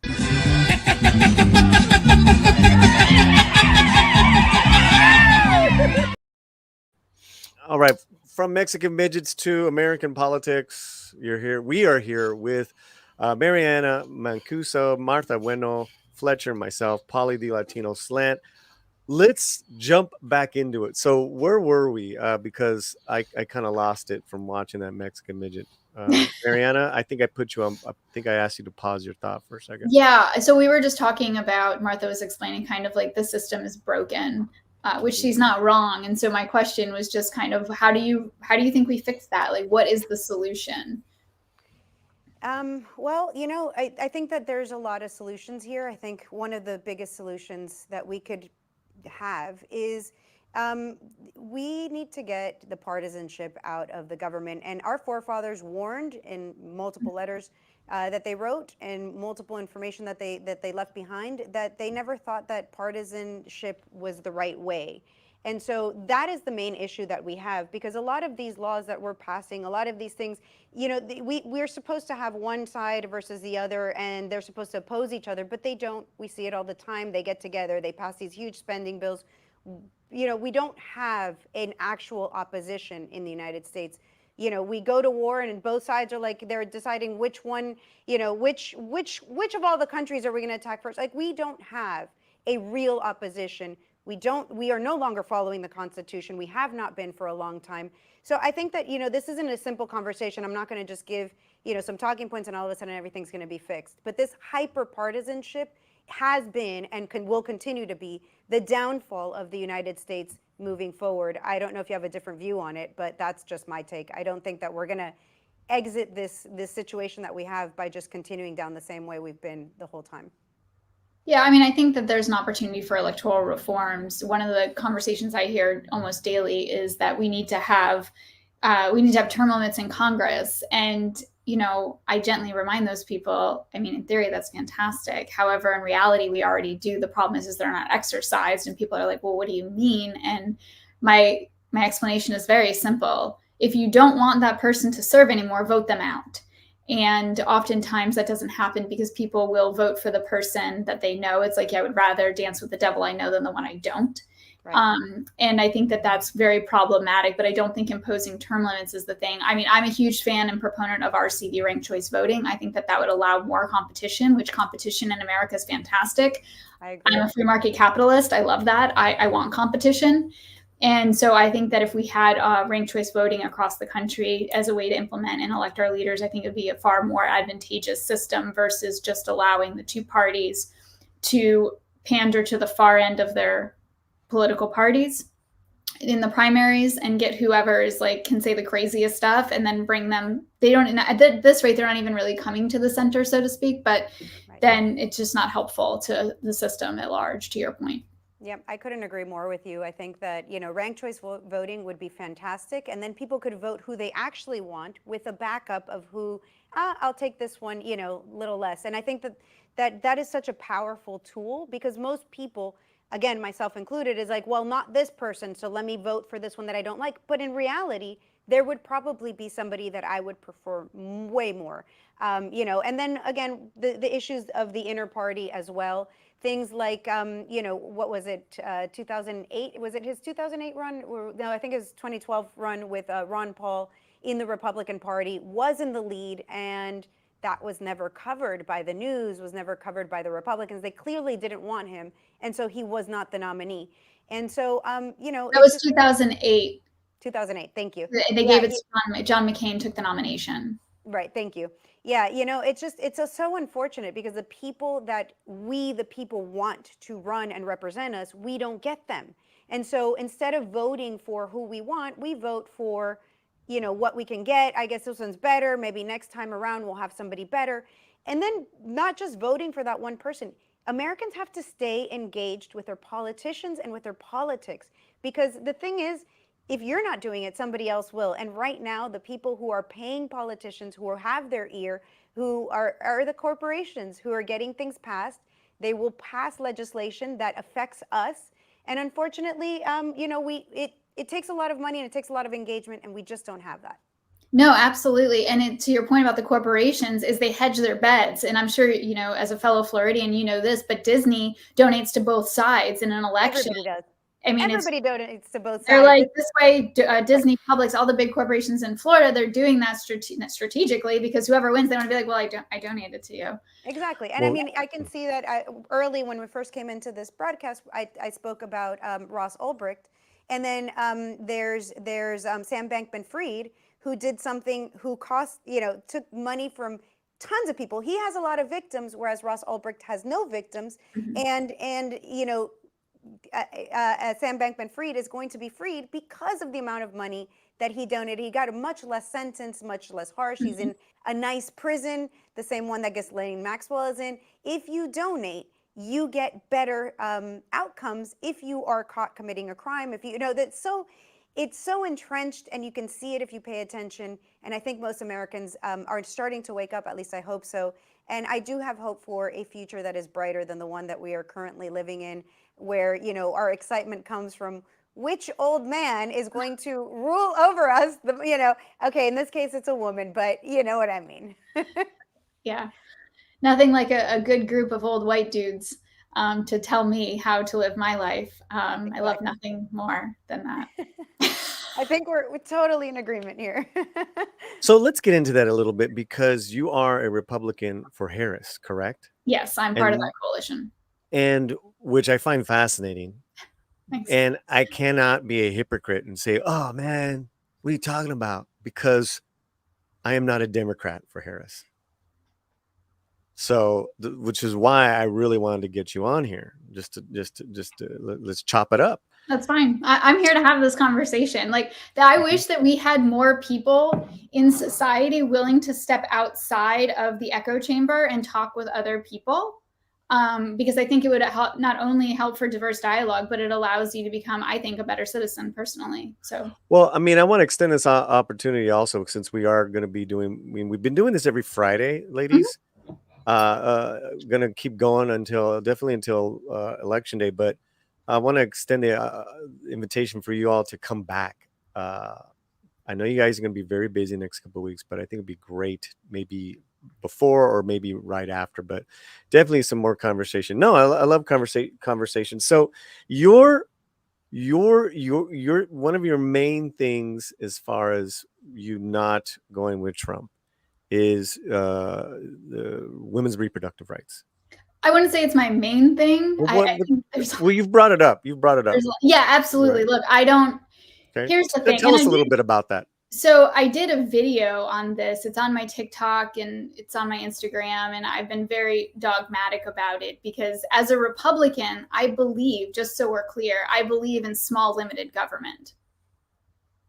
Like that's an ethos that as a Republican, I think we can all support. Like if you are a Republican, you're conservative, you want a small limited government. That means that the Republican government or the government in general shouldn't be trying to burden me with bureaucracy and red tape. And it also shouldn't be in my bedroom or legislating my body. And that is a Republican ethos, a small limited government. I'm also for free markets. I'm for capitalism. You know, I'm a war hawk. It's a very weird dynamic for a lot of people today because the Republicans have moved so far to the right and are no longer adhering to small limited government. And so I think that that's really kind of important. And so that is a driving issue for me. In Florida, we've got Amendment 4 on the ballot. And we've heard Trump Schrodinger it. He's gone both ways. He said he's going to support it. Now he's going to say he's not going to support it. Now he's realizing it's causing a problem with his base, the evangelical vote specifically. So what he's doing is he's saying this is a states' rights issue, but we don't know how he's going to vote on 4. And so I think that it's really important. But as far as me being a Republican for Harris, that is because I don't support Trump because he doesn't have policies that I believe are good for the country. And we've seen that as he's continuing. Look, I've been never Trump from the jump. The day the man took the escalator down from Trump Tower in New York City, I was like, this isn't good. And just for clarity, at that time, I was the president of the Young Republicans in Palm Beach County, and I was a voting member on the Palm Beach REC, the executive committee for the Republican Party of Palm Beach County. So I didn't have any problem holding my principles because that man doesn't encompass the principles of the Republican Party that I joined. And now to see Kamala Harris run on a very conservative platform, she's running on a 1980s Reagan conservative platform. And that's very apparent. It's very clear. She went to the DNC on the last night, said she wanted a strong defense and wants to be very strong on the border. And if I would have said that to you and that was a Democrat presidential candidate running 10 years ago, you'd have been like, that's not happening, not in my party. She's to the right of George W. Bush, by the way, on immigration. Okay, all right. Let me jump in. If that's the case, she had 3.5 years to work on border policy. She went to Latin America, raised, I believe, over $4 billion in private businesses to invest, because according to her and Biden, she was going to go to the root causes of immigration, right? Was like, all right, I dig that. Where are your success stories, Kamala? $4 billion, where did that money go to in all these different Latin American countries? I see the list of private companies she got. It's public knowledge, guys. It's on her paperwork. But where are those success stories? Where did the money go to? Where's the build out in those countries? Give me an example, Kamala, of a town in main town, Mexico, where this benefited because of your root causes. And you know what? I don't see nothing, Mariana. Well, here's the problem. People are conflating what the office of the vice president can and cannot do. That's what she's been doing, though.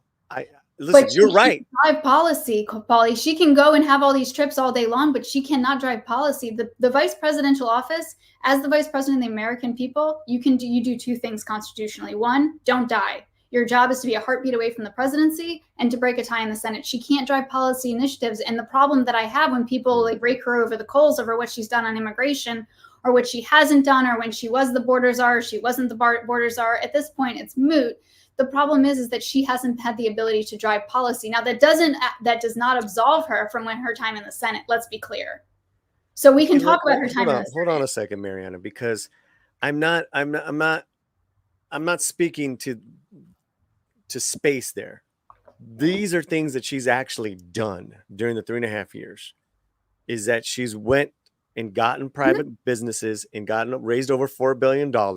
So you're saying that's not driving policy, whatever it is, where's the success story? Where did that $4 billion go? That was, you could say that, and I agree with you. Don't die. You got the vote.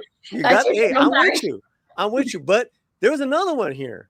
Root and causes of immigration. They threw that at her. And where's the success story?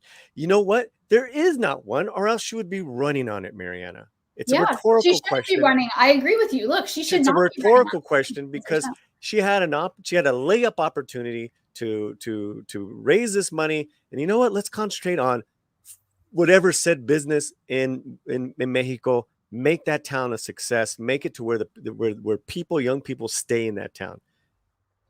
I don't even want to think where that money really went to. Okay. Well, but look, they were going to get something passed on immigration. It was the Langford bill. They were right there. And then Trump made a bunch of phone calls and said, please don't pass this bill, because if you vote for this as a Republican, I can't run on it for president. And that's a problem. That was one of the most conservative. That bill was going to give everybody what they wanted. And then Trump came in at the 9th hour, or the 11th hour, and was like, don't do it. And so they didn't, because the Republicans are committed to Donald Trump. At this point, they would literally follow the man off of a cliff than they would rather adhere to the principles of the issue. And that's Mariana, you know, and I know that bill had a lot of other fat on it. Of course, so does every other bill coming through Congress. They were never gonna. Hey, you know what? We're gonna put this billions towards Ukraine, so you know the homies, the Republican homies, were not gonna vote yes for it. Well, but again, I don't care about that. I get that's policy. Those are politicians being politicians, Mariana. I'm talking about this initiative that she was in charge of. I'm not making it up. No, I don't think you are, Paulie, in the least. No, I'm not making it up, right? And let me be very clear. I'm very much a liberal when it comes to immigrants. Even, yes, guys, illegal immigrants who come and work here, who go back and forth. This is nothing new in our country, guys. I'm just this is where we just disagree. All right. I'm not saying you, Mariana. Some of the good people in my chat. I'm loving the chat, by the way, just so you guys are aware. I am reading like all your comments, and I'm loving all of them. Just don't read all of them, because they'll drive you crazy, guys. Oh no, it's okay. I'm loving this. This is great. Fletcher, do we have any idea how to help out Martha? Yeah, I put a suggestion on the chat. Yeah. Okay, there's a suggestion in the private chat, my friend Martha. Did you want to see it? I'm sorry. Okay, did you look? So Martha, if you have a wireless magnet charger. Have one, I'm sorry. Yeah. I only have a plug, and my microphone, unfortunately, is in the same plug. I just wanted to let you guys know it wasn't to cause a whole thing. It was just, if I fall off, it's because. Why don't you do this? Why don't you put yourself on? Take your camera off. Plug in your charger for a little while, and we'll come back to you in like 5 minutes. I don't know. Would that help, Fletcher? Sounds good. Yeah, that would be great. Yeah. Okay, let's go to some of your comments, guys, because they've been burning a hole. Apparently, in our seem to have started something private chat. But you know what? I love money, and we got $5 from the Seaman. All right. Yeah. All very important. But Polly, when is Kathleen Kennedy leaving? That's the real issue. That's the real issue. She's the head of Lucasfilm and Disney. Well, my friend, we need to do it. I need to chime in with our insider Cameron Pasha and figure all that out. See, we haven't had Cameron on in a couple of weeks. We're gonna get Cameron on here to talk about Kathleen Kennedy. I can tell you, I just don't see any Kathleen Kennedy success.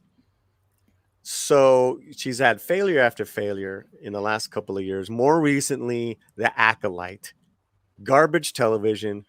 And that is what she's, trying to leave as a legacy. Horrible legacy. So that's the best that I got for you. So, but I do want to thank you for the $5. Yes. And with that $5, You know what? We got something from Cuba. I think. Where is she? Here it is. Here she is.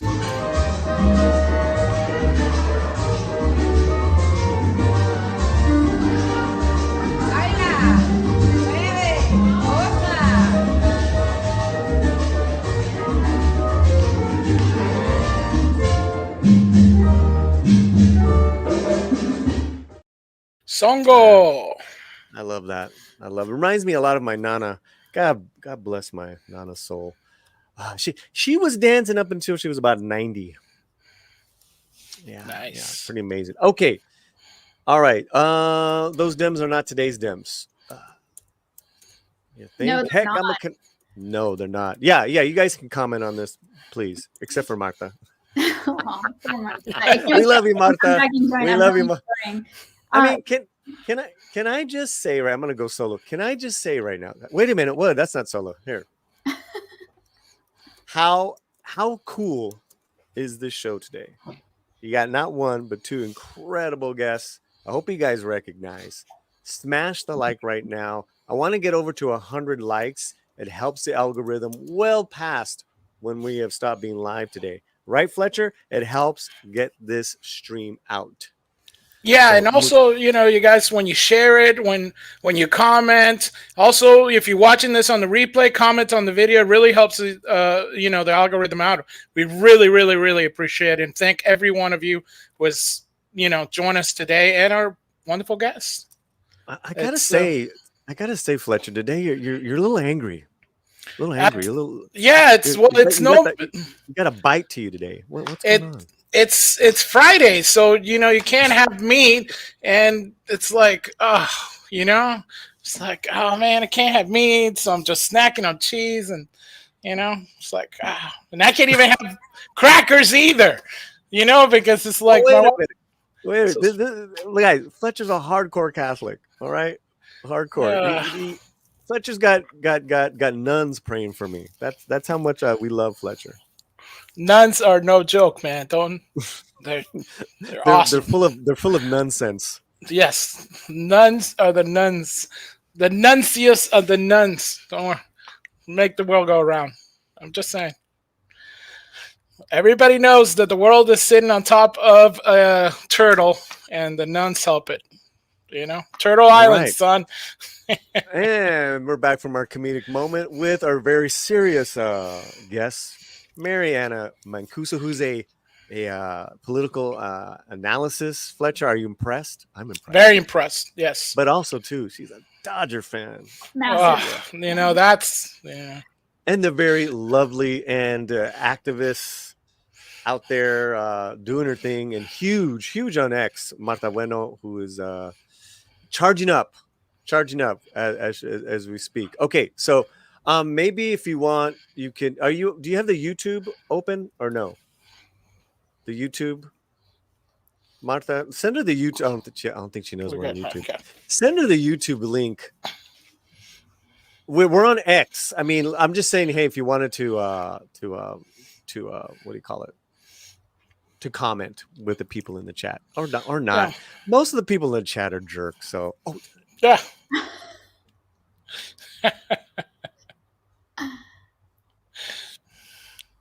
I kid, Ralph. I'm only talking about Ralph M. Where are we? Oh, there. Yeah. Okay. Heck, I'm Canadian. I'm still listening. You are good. I think that's to one of the women here, not to me. Carlos Alfredo Lopez. But remember, Kamala was raised in a middle-class family. You got to remember this, Mariana. I don't know if you forgot today. I did not forget that she was raised in a middle-class family, and that she went to Howard University. I didn't forget that. You know what? I'm gonna be respectful right now. We're just gonna leave that right there. Thank you. We're gonna unburden that right there. Stump Brat 777 Smith. We love Stump Brat. She loves us. RFK Jr. said the Dems are no longer the party of his father and uncle. Agreed. I was raised Dem, but switched too much now. You're getting a lot of people switching, ladies. Well, it's because the parties are switching. It's like they're crossing this Rubicon, and there's no coming back. I mean, eventually it will, but it's been interesting to watch because it's like somebody said in the chat earlier talking about how like the Dems aren't talking to Latinos or African Americans, and that they're not the party of the working class anymore, and they're not wrong. Now it's the Republicans have become the party of the working class, whereas the Democrats are not. And it's been interesting, which is why I think somebody else made a comment of like, how can Kamala Harris run on a conservative platform without alienating the base? And the truth is that the base doesn't have anywhere else to go. So they're going to stay with her, I would surmise, in this cycle. And I think it's just been interesting to watch this. I mean, never in my life did I ever think I'd watch a DNC closing speech from a candidate say that they wanted to have a strong defense spending. I wanted to give a standing ovation from my couch because I was like, yes, because I'm a Republican. I want strong defensive spending. Like I want that. And so I never thought I would hear that argued from the DNC pulpit at the closing ceremony. Yeah, but I think she's hiding some of her more, kind of crazy. Well, that's why she brought Tim Walz. Apparently, that's the word on the street. Is why. What do you think of that dude? What do you think? You're supporting Harris? That guy's a bozo. Let me tell you something, Polly. I'm glad you asked. So I am here for Tim Walz dad jokes, life tips, and how to change the air filter in my vehicle. I'm here for those things. I will tell you that in the VP debate, he didn't have the greatest showing, and I thought he underperformed. I want to thank Mariana Mancuso for being here, Fletch. It was great. Yes, it was really fantastic. You can follow her on her socials or not. Or not. For the hot takes and changing noise. Hate mail, whatever you want. DMs are open for those too. DMs are Hey. I guess you are the first pro Waltz fan I've encountered. So there you go. Not a lot of us, maybe. I don't know. We'll find out November 5th, right?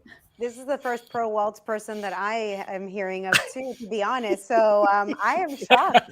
Well, so let me tell you, Martha, welcome back. I'm so glad. I only have a few minutes and then I've got to bounce, but I'm so glad you're back for us to have this final chat. I hope that we continue this discussion, by the way, because I'm loving all of this. And I will tell you that when Walz was picked, there was like a meltdown in my text messages from Republicans, Democrats, just everyone in between was like, she didn't pick Shapiro. And I laughed because I was like, obviously she wasn't picking Shapiro. And they're like, how did you know? I was like, well, historically speaking, presidents don't announce their VP in the home state of the vice president. So I knew it wasn't Shapiro. And they're like, no, but she would. And I was like, no, that's not what happens. And Romney didn't do it in 2012 when he named Paul Ryan. He was in Norfolk, Virginia, aboard the USS Wisconsin, which was a cheeky nod to Paul Ryan being from Wisconsin. But Walz was a good pick for her to pander to the progressive wing of the party, as well as to the base of Dems. And he was a safe pick. Is it going to yield her an election? We don't know. But what we do know is, again, the vice president, this is why I thought the vice presidential debate, well, he underperformed. What did you really want from him? Because they can't do anything, as we've talked about constitutionally. So it will be interesting. But in the comparison between him and J.D. Vance on the stage, it was a very glaring distinction between the senator from Ohio and the social studies teacher. Even though he is a sitting governor, I do know that, and I recognize that. I don't want everyone to lose their mind and be like, but he's a governor, respect the office. I do. At that moment, watching the theatrics from his side of the stage was very disappointing, and I didn't think he was properly prepared, and he didn't meet the moment. So that's where we have it. But I do appreciate the dad jokes and the kind of the positioning, but I think that does become a problem and poses an issue for the campaign when trying to get the public and the electorate to look at him as the vice president, who will then hold the office and be a heartbeat away from the presidency. I have to say my favorite part from the Tim Walz debate was when he said that he's friends with school shooters. I mean, like, the man clearly has a problem misspeaking. I mean, and you know, he didn't walk it back. He didn't walk it back. He was like, he didn't say, he just kept going. And I know, I was what like, are you doing? Honestly, for me, the part where I thought the wheels fell off was his inability to take responsibility for his Tiananmen Square comment.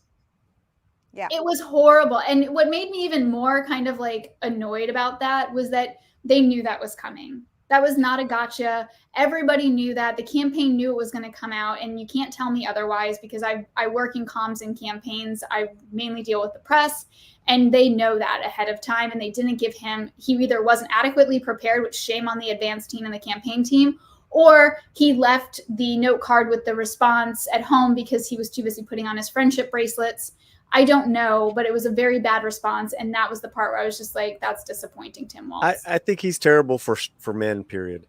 I That's think just he's me. absolutely terrible That's too. just I think- me.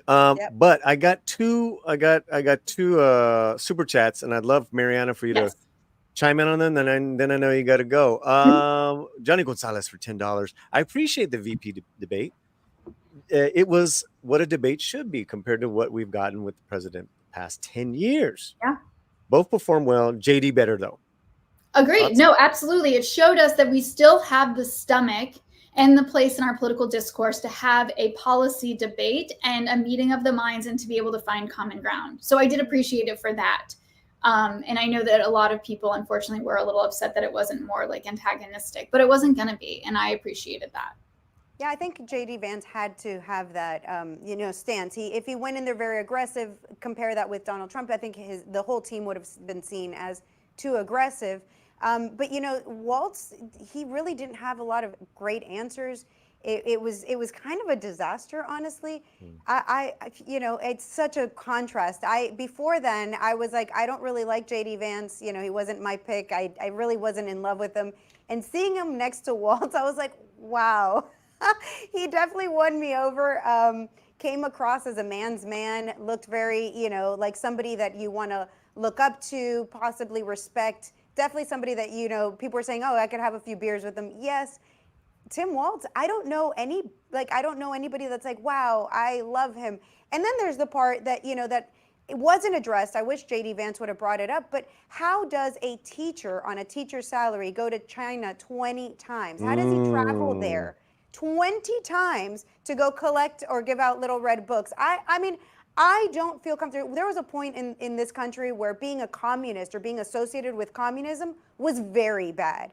And today we're kind of like, oh, well, he may have worked in communist China. He was there for his wedding, Tiananmen Square. Like, he's so involved with the CCP that clearly he was taken there. He took students there. I mean, it's just a disaster all the way around. And I absolutely don't understand why anyone picked him, let alone how, people are liking him. I mean this sincerely.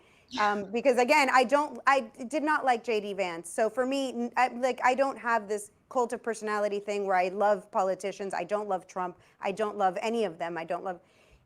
But this is just like a raging disaster. And I don't know, how we got to this position. I got to tell you, I was a fan afterwards of JD. Afterwards. Yeah, I mean, look, people were shocked came out and had cogent responses, and I was like, obviously, he's a Yale-educated lawyer. Like, I'm not surprised by this. But also too, in the fact that where he came from, that I really related in regards to how poor my family was. I mean, my grandmother's generation, how dirt poor they were. And then it was my mother who made something of herself, and retired, an account executive. I was really impressed. I'm really impressed by JD. I don't like his how he connects drug and fentanyl use to illegal immigrants and Mexicans. That I don't like. And when I meet him, we're gonna have words. We will talk. C-Man for another $10 on Topic Super Chat. People need to pay attention to local elections and judges more than just president. So many horrid judges and DAs have been elected over the past few years. Ladies, absolutely. Let's finish this out. What do y'all think? The problem with judges is they're not allowed to go and campaign. They're not allowed to tell you their political beliefs. So we don't really get a chance to know about judges. And there's no real good way, unless you have access to LexisNexis, to look at case results. So, I agree with the comment there. We really need to pay more attention, but it's almost impossible. I don't know if that's by design. Yeah, no, and I know specifically in Georgia, I can speak to this. To run for a judgeship, you just need a high school diploma. I'm not saying that you need more to excel in life. That's not what I'm saying. What I'm saying is that if you are sitting on a bench with a robe making declarations over cases, I would hope that you have a law degree. And I think that that's a little problematic. And to Martha's point, they're nonpartisan, so that's a bit difficult. So yeah, but friends, this has been fun. Yeah. Holly, thank you so much. Fletcher, Martha, wonderful to meet you both. I really appreciate you guys. If you have the opportunity, give me a follow. I look forward to joining you again. And Polly, let's go Dodgers. Let's go Dodgers. Text you later on the day. Hopefully some good news, my friend. There's your ex. Follow her, guys. Thank and you so much. We'll see you soon. All right. Bye, guys. There she goes. Adios. Yeah, I'm gonna have to jump off too because my Please. phone did not get enough charge, Let's and do I'm it. gonna die here. See yourself out. Plug what's going Thank on. you guys so much for the opportunity. Yeah, if you can follow me on. Wait, hold Bueno on for a Miami. second. Hold on, my friend. Yes, I don't see her link. It's right there. Oh, can you put it up? I'm obviously I'm blind. It's in the chat. It's in the chat. Thank There you. you go. Yeah, and so thanks so much. This has been wonderful. I really loved having the opportunity to talk to Mariana. She's great, and I followed her on X, and she followed me back. So I invite everybody else to do the same. I think it's great when we have these conversations and we're able to actually talk to the other side. We don't do this nearly enough, and I thought it was fantastic. We think you're fantastic. Fantastic. Sincerely, from the bottom of our hearts. And you know what, Martha? I got a feeling I'm gonna be getting a hold of you because the people in the chat absolutely love you, ladies. So I want to figure something out. Debate more often. I mean, absolutely. We need to talk about their actual policies. I keep saying I'm not a huge Trump fan, but I'm voting for him, so I'll take the Trump side. Let her take the Kamala side. Let's go. Let's have a real debate. The one that the politicians wouldn't have. Well, I'm just always fascinated by people, that leave their party for another candidate. I mean, this whole year has been fascinating. Listen, I know you got to go, and there's way more to talk about, and we will do it soon. We will do it for sure, hopefully before the election. Thanks so much. It was great being on with you guys. Thanks for the opportunity. Talk to you soon. There she goes. Marta Bueno. Bye. Bye, guys. Adios. Bye. Wow. Wow. Man, I'm smart now. Smarter. I'm smart and stuff. Smart and stuff. I'm smart and stuff. Smart, more moro, smarto, and la cabeza mucho. See? But seriously, man, I mean, that was great. That was a great, it was great back and forth. So what do you guys think in the chat of maybe like a quick morning show with these ladies where it's like one or two policies, take chats, boom, boom, boom, and then we're out. I don't know, man. Those ladies were awesome. Yeah, they're great. Very rapid fire too. Very rapid. It's like, all right, here's the topic. You go, ladies. Pew, pew, pew, pew, pew. Yeah. Wow. Yeah. Fletcher, stop eating my sesame cake. I would, if I had sesame cake, I would totally eat it. But dude, you were like, that's the thing. Yeah, because it was like I said it on the thing, and I thought I muted myself, and then I'm like, oh, so my wife set like some cheese down, and I'm like, ooh, cheese, and I'm like, rah, rah, rah, and I'm like, oh, oops. It's like, and then you like said something, and then I'm like. I'm talking. I'm like, oh, I muted myself. I'm like, darn cheese. Yeah, it's amazing that you're like one of the major producers here, and you still don't mute yourself sometimes. No, I love it. I love it. It's all good, man. It's all good. Jennifer Williams is here. Hello, Jennifer. Hope you are subscribed to the channel. New early voting numbers from Pennsylvania. 791,000 votes casted. Wow, already? 515 Dems, 206,000 Republicans. Resulting lead of plus 300,000 for Dems and PA. Source NBC News. Let me ask you this: I don't disagree with that. That's great, especially if you're, rooting for the Dems. But isn't early voting always favors the Dems? I guess it depends where you are, right? There's a guy named Scott Pressler. Yeah, Scott is great. I want to see. I mean, this guy like really shot up to fame recently, but he does boots on the ground Right. Voter registration for the Republicans. I wanted to see, we'll find his numbers. Maybe we can get his numbers, figure that out. But thank you, Jennifer. RC from the NYC. Rank choice voting got Eric Adams into the mayor's office here. And here we are waiting to see if he resigns. Yeah. Wow. Yeah. Wow. Don't hold your breath. Man, what a desmadre that is, huh, RC? Yeah, that'd be funny to have RC talk about that, because that is a whole bag of nuts.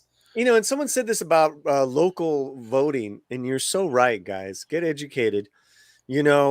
Because we're traveling and we're going to be gone, election day, the days before and the days after, we have already voted. And what I like is the ballots there give you locally like what measure, what's going on. They explain in plain English. Right. Then they tell you who's a proponent and opponent of it. That I really like. Mm-hmm. Because I'm like, oh, okay. I know that person. I know that local politician. I know what they stand for. Okay, that's going to help me sway my vote. Right. Yeah. Okay. So, get educated locally. Julissa, Kamala failed with the border issues. That's all I'm saying. Mariana was like, don't die. I'm like, yo, where'd that $4 billion go? Yeah. Right. I don't even want to know. Don't even want to know. I think here. What's that? Scott Pressler, I think I sent you the one. I think he says that he has it for Pennsylvania. I guess he had it at 60% Trump. So, well, send me the link and we'll bring it back. Yeah. Oh, you did? Where? Yeah. X. Oh God! See, do you want me to? I'll send it over here. Have private chat. Well, X, I gotta open stuff up. I'm reading. I thought you had it up. That's my bad. All right, I just sent it up. I got it up. Do you have a second. Okay. So, everybody's been doing this poly market thing. Oh, this is poly market. Yeah, but okay. We'll bring him up in a second. Thank you, Fletcher, for bringing it up. All right, appreciate you. Godzilla, Ohio Republican run gave greater women reproductive rights than any other state in the nation. There you go. States' rights. States issue. Critical thinker. U.S. government does not want to solve problems in the Western Hemisphere. Economies, chaos, maintains U.S. power. Nice. Interesting. RC is back. The landlord bill. Landlord? I think it was called something else. It was so important to start the immigration reform process, and Trump had it quashed. The bill could have changed once it reached the House debate and committees. Yeah, it didn't even get out of the Senate, right? Yeah. I don't know. Yeah, I don't know. Equalizer. I've found and have known from experience that the DNC is no friend to Latinos, blacks, whites, and just about anyone who works for a living. That's a lot of people, dog. That's like everybody. Ay, Dios. Okay. Solomon's here. Two beautiful ladies, well spoken. I mean, yes. No. Well, the ladies are gone. What reason to say, Darth? We're gonna wrap it up right now. That's it. Tomorrow. And I love all. Listen, let's thank all our members. TZ, Julissa. If you're not a member, you're missing out. We got exclusive videos out every week. Next week's exclusive video, I can tell you right now, is early reaction to Venom 3. We're going to an early screening of Venom 3. We have a membership only video coming out. So become a member today. I want to thank RC from the NYC. I want to thank Johnny for all the super chats. The Seaman for all the super chats. Samuel and Jesus. Who was the first person that gifted us a super chat, a membership? Let me see. Yeah. I want to thank all y'all. I want to thank you by name. I know one was Samuel. So Samuel gifted a membership. Donna Mutilation became a member at Amiguito. Donna Mutilation, that's what it is. Our first super chats was RC, and then C-Man gave us 2, and then Johnny Gonzalez. Thank you so much. Yeah. So I want to thank you all. Tomorrow. Oh, we got no, that's let me go to the new ones. I want to thank you all, and Oh, Jaime, what's up, Jaime? Jaime's a member of the channel. That's right. I'm a political junkie. I think. Okay, all right. Let's listen. Tomorrow, guys, I'm gonna be doing a day trip. Tomorrow morning, I'm going to Vegas. Gonna do a live podcast. So stay tuned. I'll be posting the link on our community tab and on X. So stay tuned for that. It's Salty Nerd Podcast, and I'm actually going in studio with Matt Kadish. What's he called? Butters, Dutch Butters? Dutch Butters now? No. He's Matt Kadish. That's it. No, Matt Kadish is one guy. Right, no. Matt Vader is the other. Matt Vader. Yeah, Vader. Now it's Dutch now he's Butters something. Mr. Yeah, Butters. And I think of my dog. I'm like, dude, you're not Mr. Butters. You're not Mr. Butters. Yeah. Stop it. Yeah. Stop it. Anyways, I'm going to be in studio with them along with our friend Nadia, who does a great horror channel. We're all going to be in studio tomorrow. So that's 10 a.m. Pacific. I'll be there. And then next week, working on guests for a Monday night show. And then, all the fun stuff that we do. But stay tuned for tomorrow. But let me ask you guys a question. Do you guys want to see an extra morning show live? Put some. Or do you yes want to see? Go ahead. Yeah, you could put yes on the chat, or what are you thinking? What I'm thinking is we have one of the gals with me to do some quick rapid fire news, and then that's it. And we either do it once or twice during the week. Mm-hmm. You know what I mean? Yeah. Because they're East Coast time, so they have already have begun. So let me know what you guys think of that. Here's Scott Pressler's The Persistence. Trump odds are now 19% ahead in Pennsylvania. This is approaching Joe Biden territory. This is the poly market, 60% Republican, 41% Democrat. Now, how viable is this, though? Elon Musk's been pushing it, I guess, a bit. They've been saying about it. And Scott has been on, he wants to turn Pennsylvania red, was his like credo for a while now. So he's been stomping on the ground. He actually started to live there. And people are saying, I mean, even like the Amish now are like posting signs and stuff. It seems there's been like a tide. So who knows? Well, you got this information. I wanted to give it to you guys. Then you have the other information that Eric Williams that shared with us. So thank you so much. That's what it's all about. Raf M. Polly, once again, today was a great show. Thank you. Orale. Have a great weekend, everybody. Good job and impressive. Yeah, I'm glad you liked it, man. Yeah. There you go. We gotta have all different types of people on. I'm on the West Coast, Polly. Yeah, I mean the morning show. Yes, to more slant in the morning. Bonzo, the morning show. I got to figure out a time on the West Coast.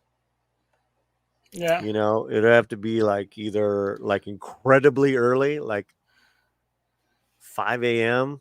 It's like rise and shine slant. Well, Mexican Ironman said call it a Good Morning Chicano. Oh, that's cool. So either 5 a.m., which is 8 a.m.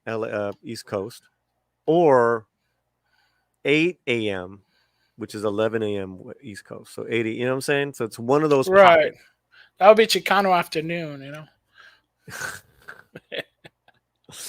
So, we'll think about it. Poly market or poly market? Poly market. That's the new one? The new one, yeah. We could do like a the poly market poll. See, Lord Thoth wants 8 a.m. Eastern time. So that's 5 a.m. here. So that means I would only do that once a week. No one sleeps. Lord Thoth's like, no one's sleeping, son. But I am up early. Yeah. And if I organize it the night before, let me see if one of the ladies would be willing to do it once a week with me. Maybe we can have Mariana early in the week, then Martha later in the week. Never know. Yes.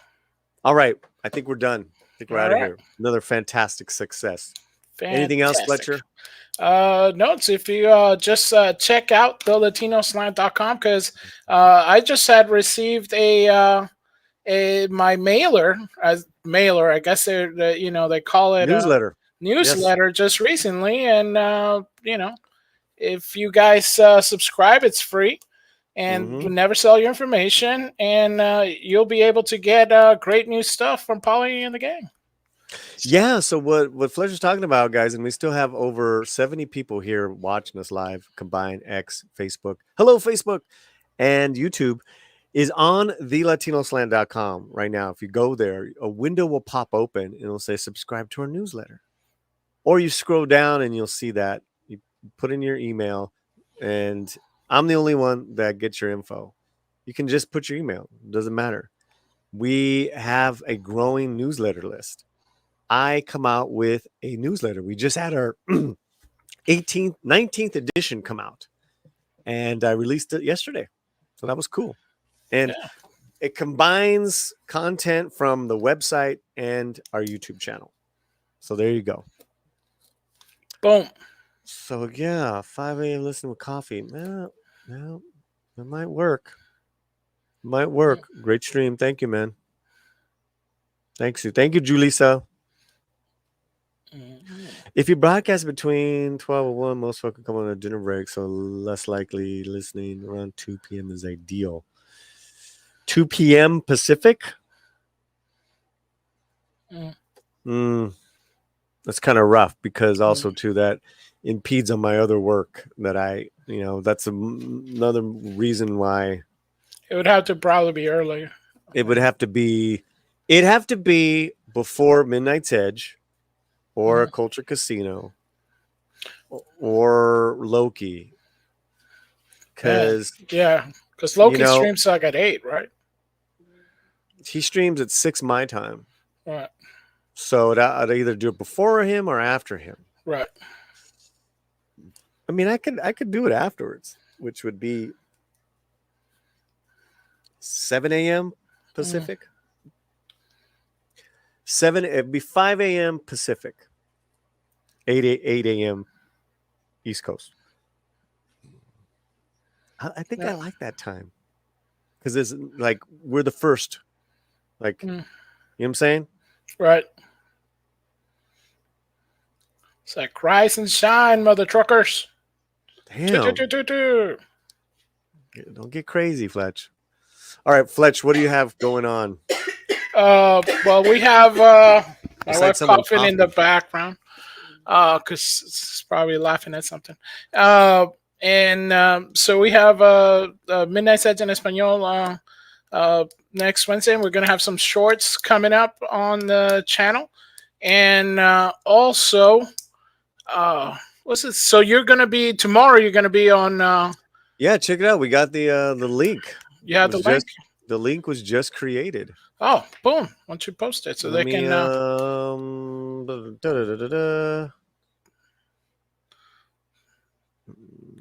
Copy. Are you gonna live stream it both, or? I don't think so. I don't think so. I think if anything,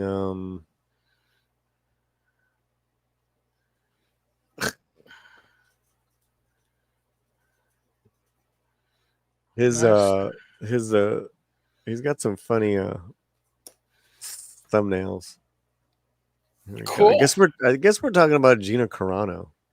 Oh, the lawsuit is going forward. Yeah. Nice. It's very good. I didn't know. You go, girl. You go, girl. I mean, girl. Gina Carano's killing featuring. It's gonna be fun. It's always good to get on different audiences. Right.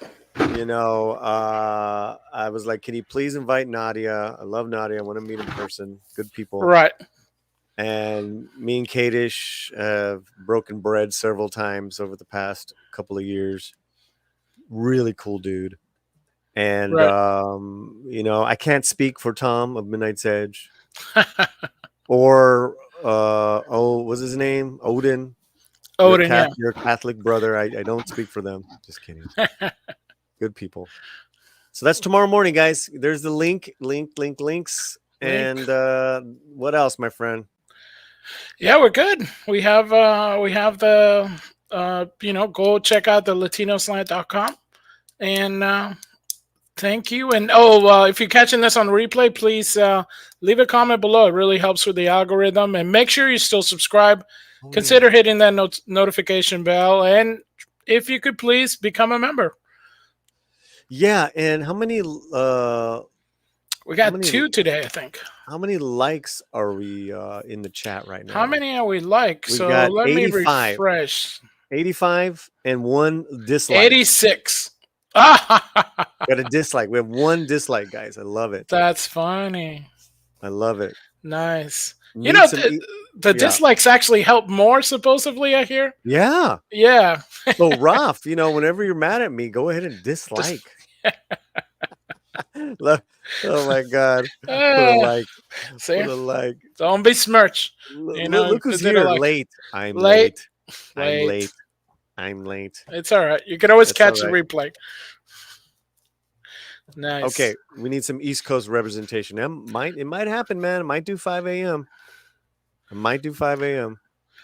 Okay, we're out of here. A hard goodbye. Say adios, Fletcher. Adios, Fletcher.